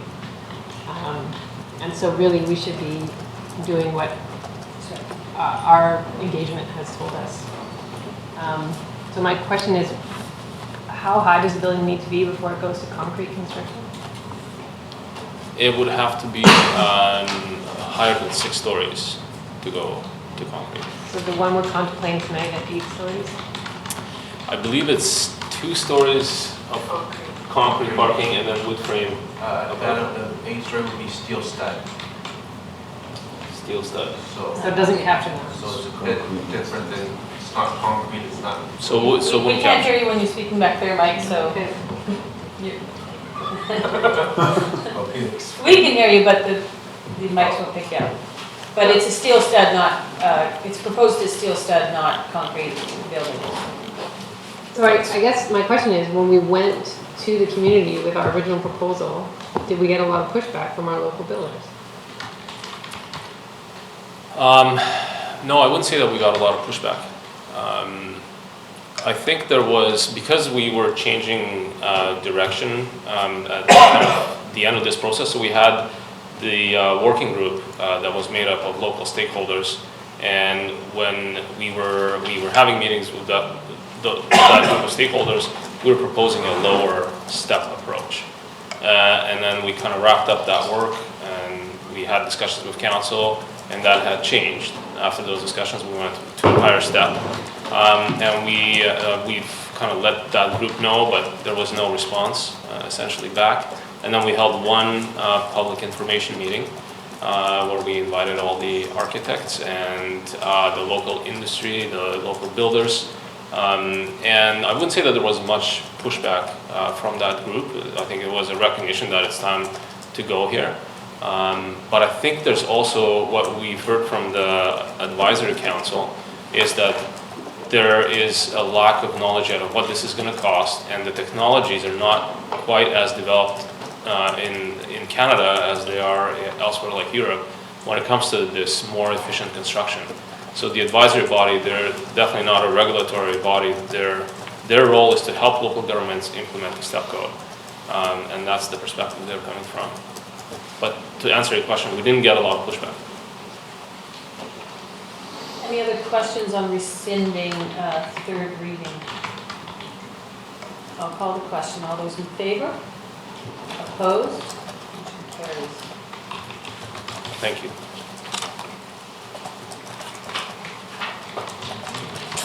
The next motion is that the bylaw be amended to add the following, and essentially it's what you just articulated, so I'm not going to read it all. And that it be given third reading with those amendments. Is there a mover? Moved by Councillor Wood, second by Councillor Pryor. I'll call the question. All those in favor? Opposed? There's so much enthusiasm for that, Jonas. Motion carries. I can feel it.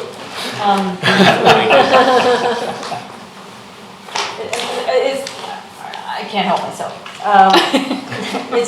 This is typical provincial government. It happens in so many different things. they say, go ahead and do your own thing, but as soon as you be bold, they pull you back. Oh, no, we didn't mean that. Happens in agricultural issues, and happens in building issues. Happens in every government. It happens in every government. Yeah, I'm not blaming any particular government, it's just the way it is. Okay, I've had my go. Next up, we have consideration of, if council would like, to consider third reading on Plaza Junction Park, bylaw number 2527. And if council would like, we can consider third reading. 2527 or 2526? I'll move. Oh, that one's gone. We're not, Yeah, yeah, it's that's not, we haven't had a public hearing on that yet. No, we can't speak on this. We can have questions, but it's just more, it can't, if it brings up new information, then it would be, that hasn't been part of the process. But there, you can ask a clarifying question if you'd like. Which one are you talking about? Junction. Plaza at Junction Park.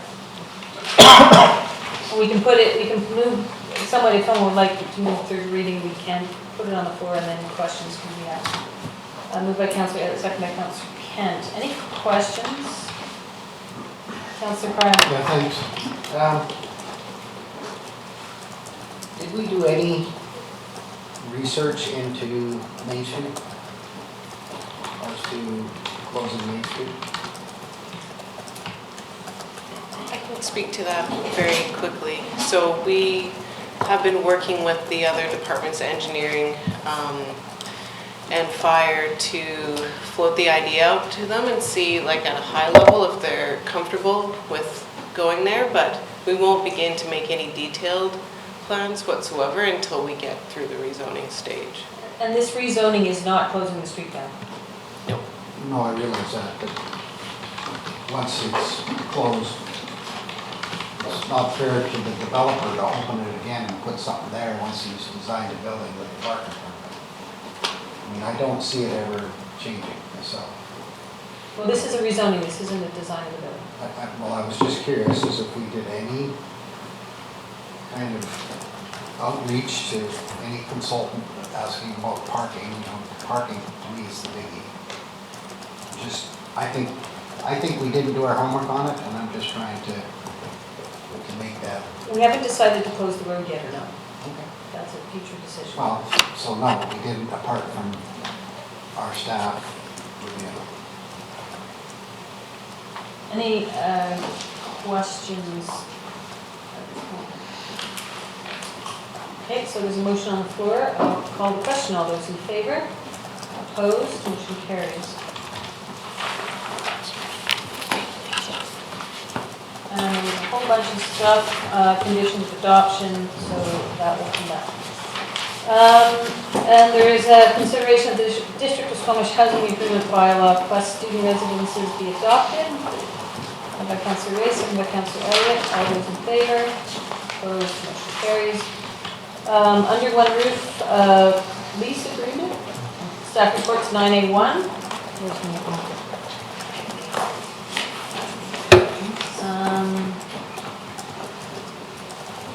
This is our first meeting with the consent agenda. Is everyone really, really excited about that?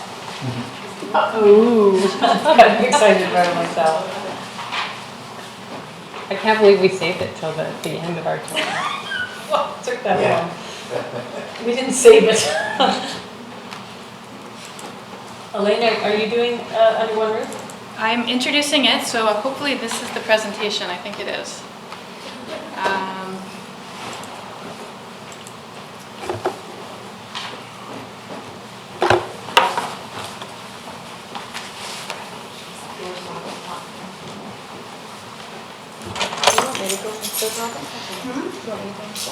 Go ahead, Elaine. Okay, good evening, Mayor and Council. My name is Elaine Naseby. I'm a planner with Community Planning. This evening, I'm presenting the Under One Roof lease agreement, and I will be presenting it with Nav Gill with real estate. So Under One Roof is a partnership between the District of Squamish, BC Housing, and Helping Hands. It will be a facility that includes our emergency shelter, the food bank and kitchen, core needs and affordable housing, health services, supported education, and employment. The municipally owned lands were rezoned for the facility in July 2017, and the Memorandum of Understanding was executed January 2018. The property is located at the corner of Main Street and 3rd Avenue in downtown Squamish. It comprises of 6 parcels and a road closure area. And the facility is planned to be located at the corner of Main and 3rd, primarily on the 3 parcels that are highlighted in that slide.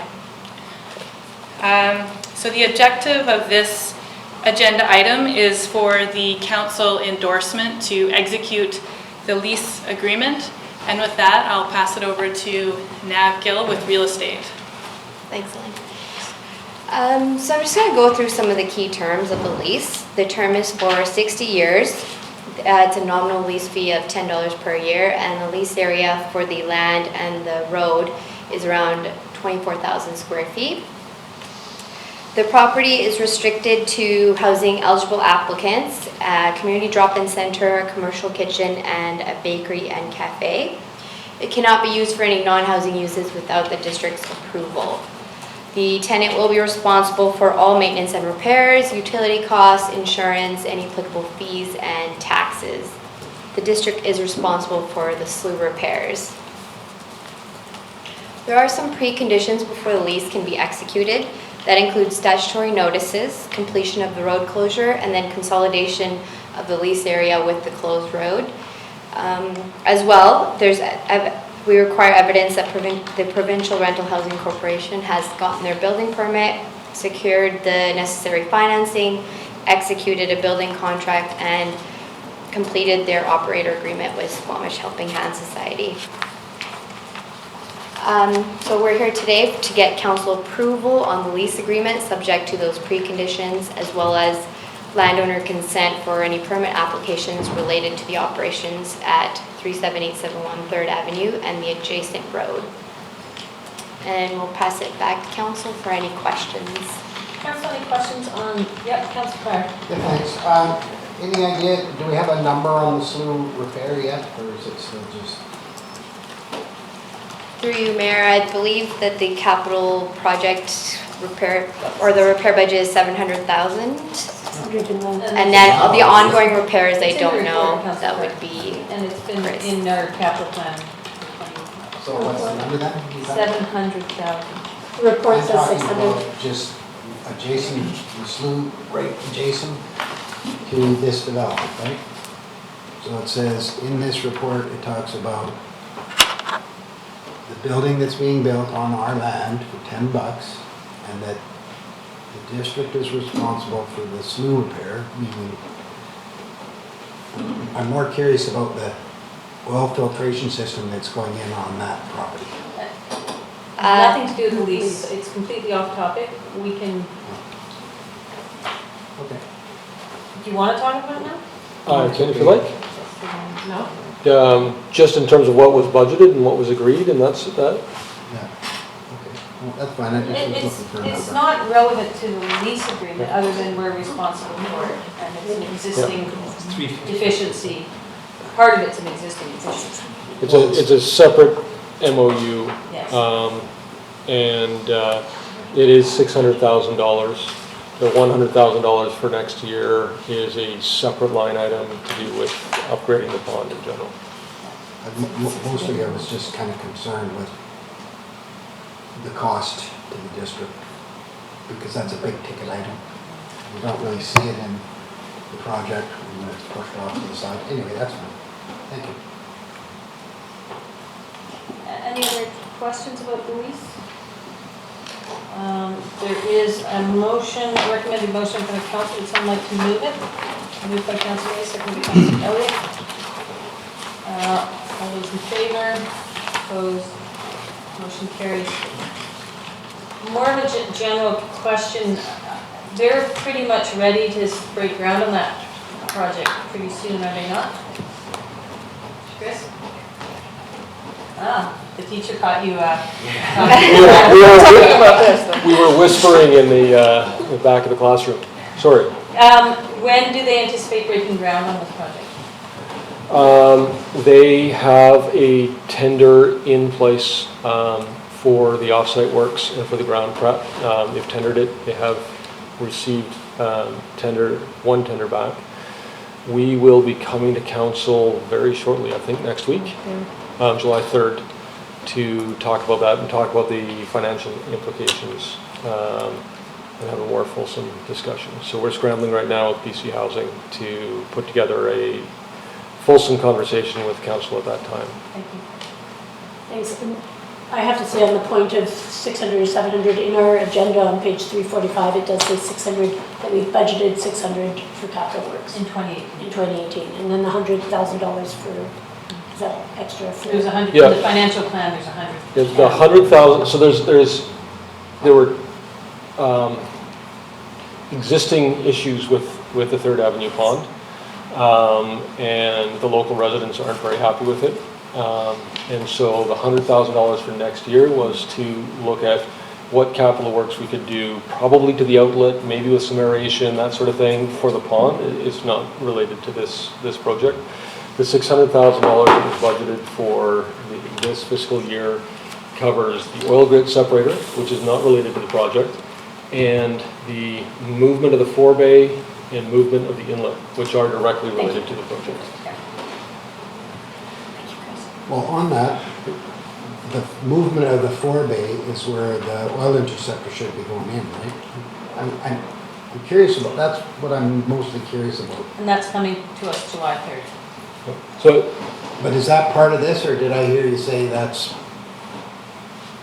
So part of, through the mayor, part of this, we were going to install an oil grit separator in the intersection right in front of what will now be their front door. We had that in our long-term financial plan, and we had funding for it. When we chose to put helping hands in that location, that meant the inlet had to move. We had to build a new forebay, and since we're moving inlet over there, we also moved the location of the oil grit separator over there. So they'll all go in at the same time. And that's part of this development. It's not like later on. Right. No, that's happening this year. Yeah. The Right. budget- So we will have. We approved the budget this year for that. And so the bids have come in higher than expected, and we will have a discussion with council on July 3rd about the implications of that. And once we've had more time with our finance department and BC Housing to look at what our options are. Okay, thank you. Moving on, we are on item 10, which is a consent agenda. So this is a new way that we put the agenda together to just help with efficiency. So just a reminder to council, if there's anything in the consent agenda that you'd like pulled, now is the time to tell me.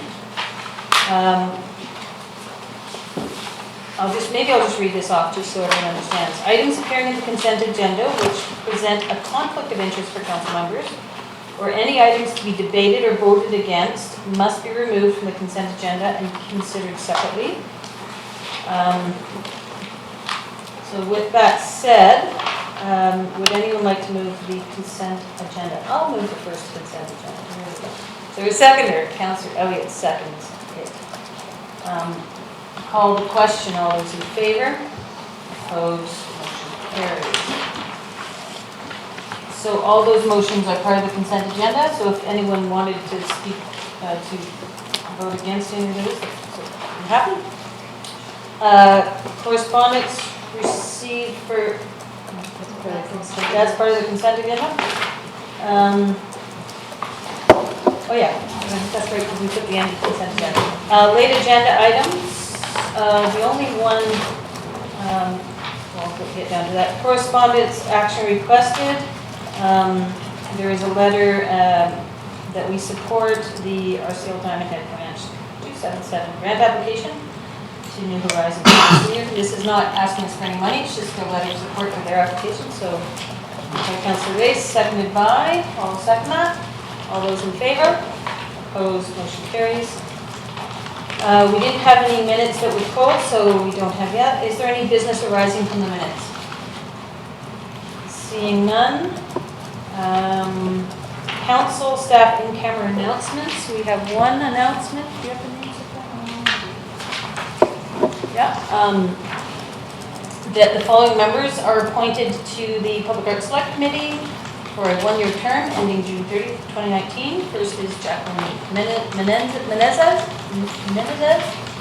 as a member at large, Angela Walsh as a representative of the arts community, and Anna D. Tomaso as a member at large, and Anne Longwoodop is now a member of the arts community appointment profile.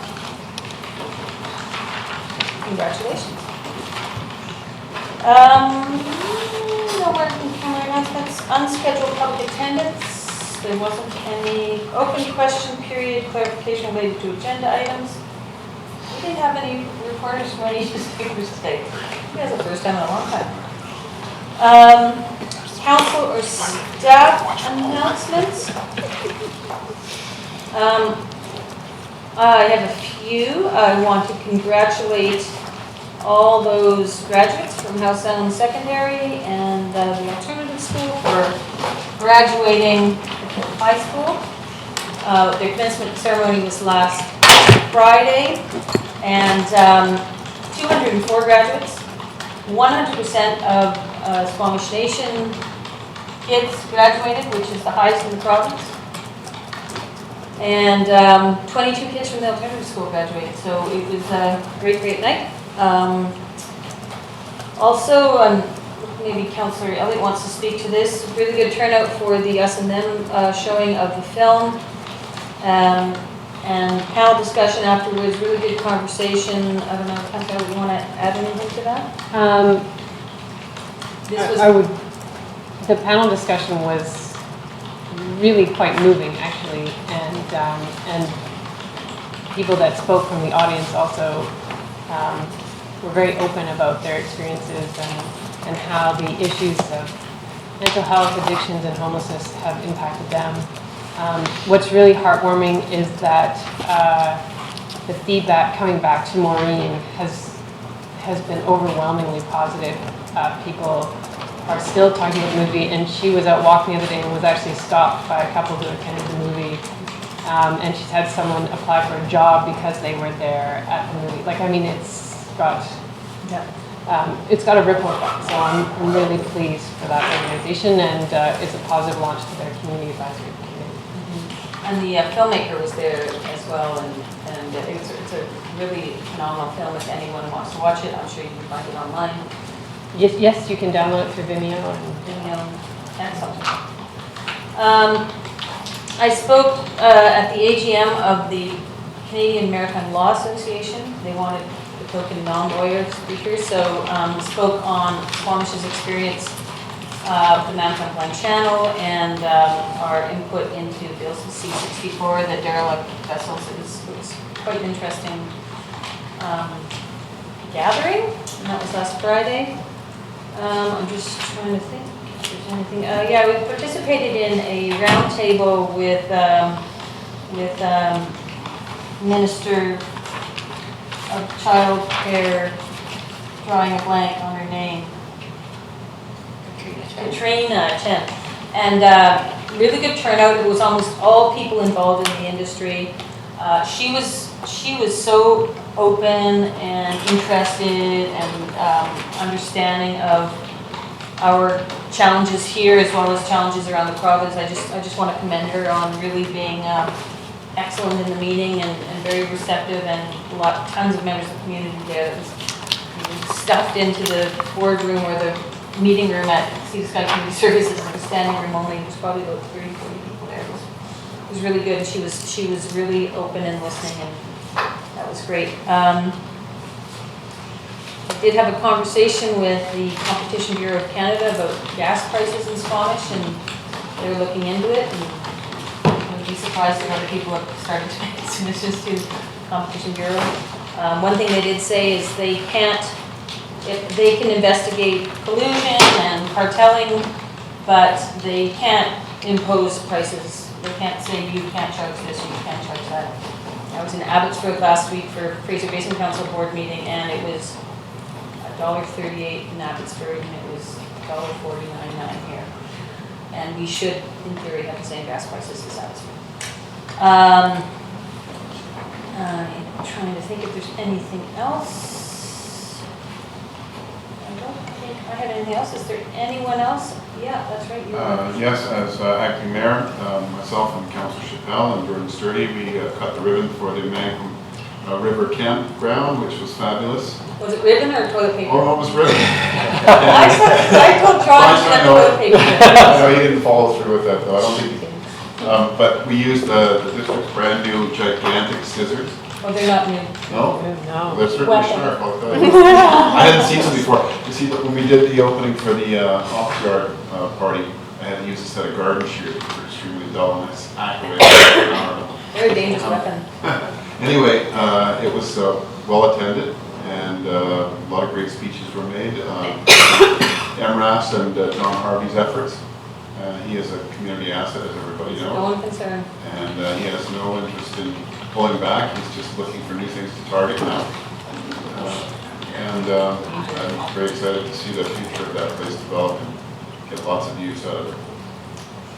And just upcoming events, thanks for doing that. We couldn't make it, unfortunately. The Chamber of Commerce Golf Tournament, annual golf tournament is on Thursday, as is Aboriginal Days events over at Film Hall and at the Scottish Reserve.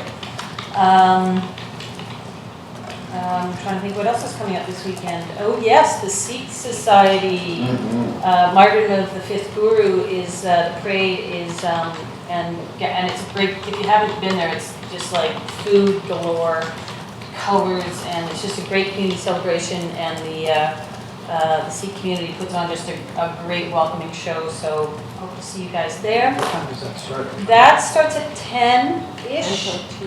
Yeah, they sort of start gathering, but the parade sort of closer to 11-ish, 10:30.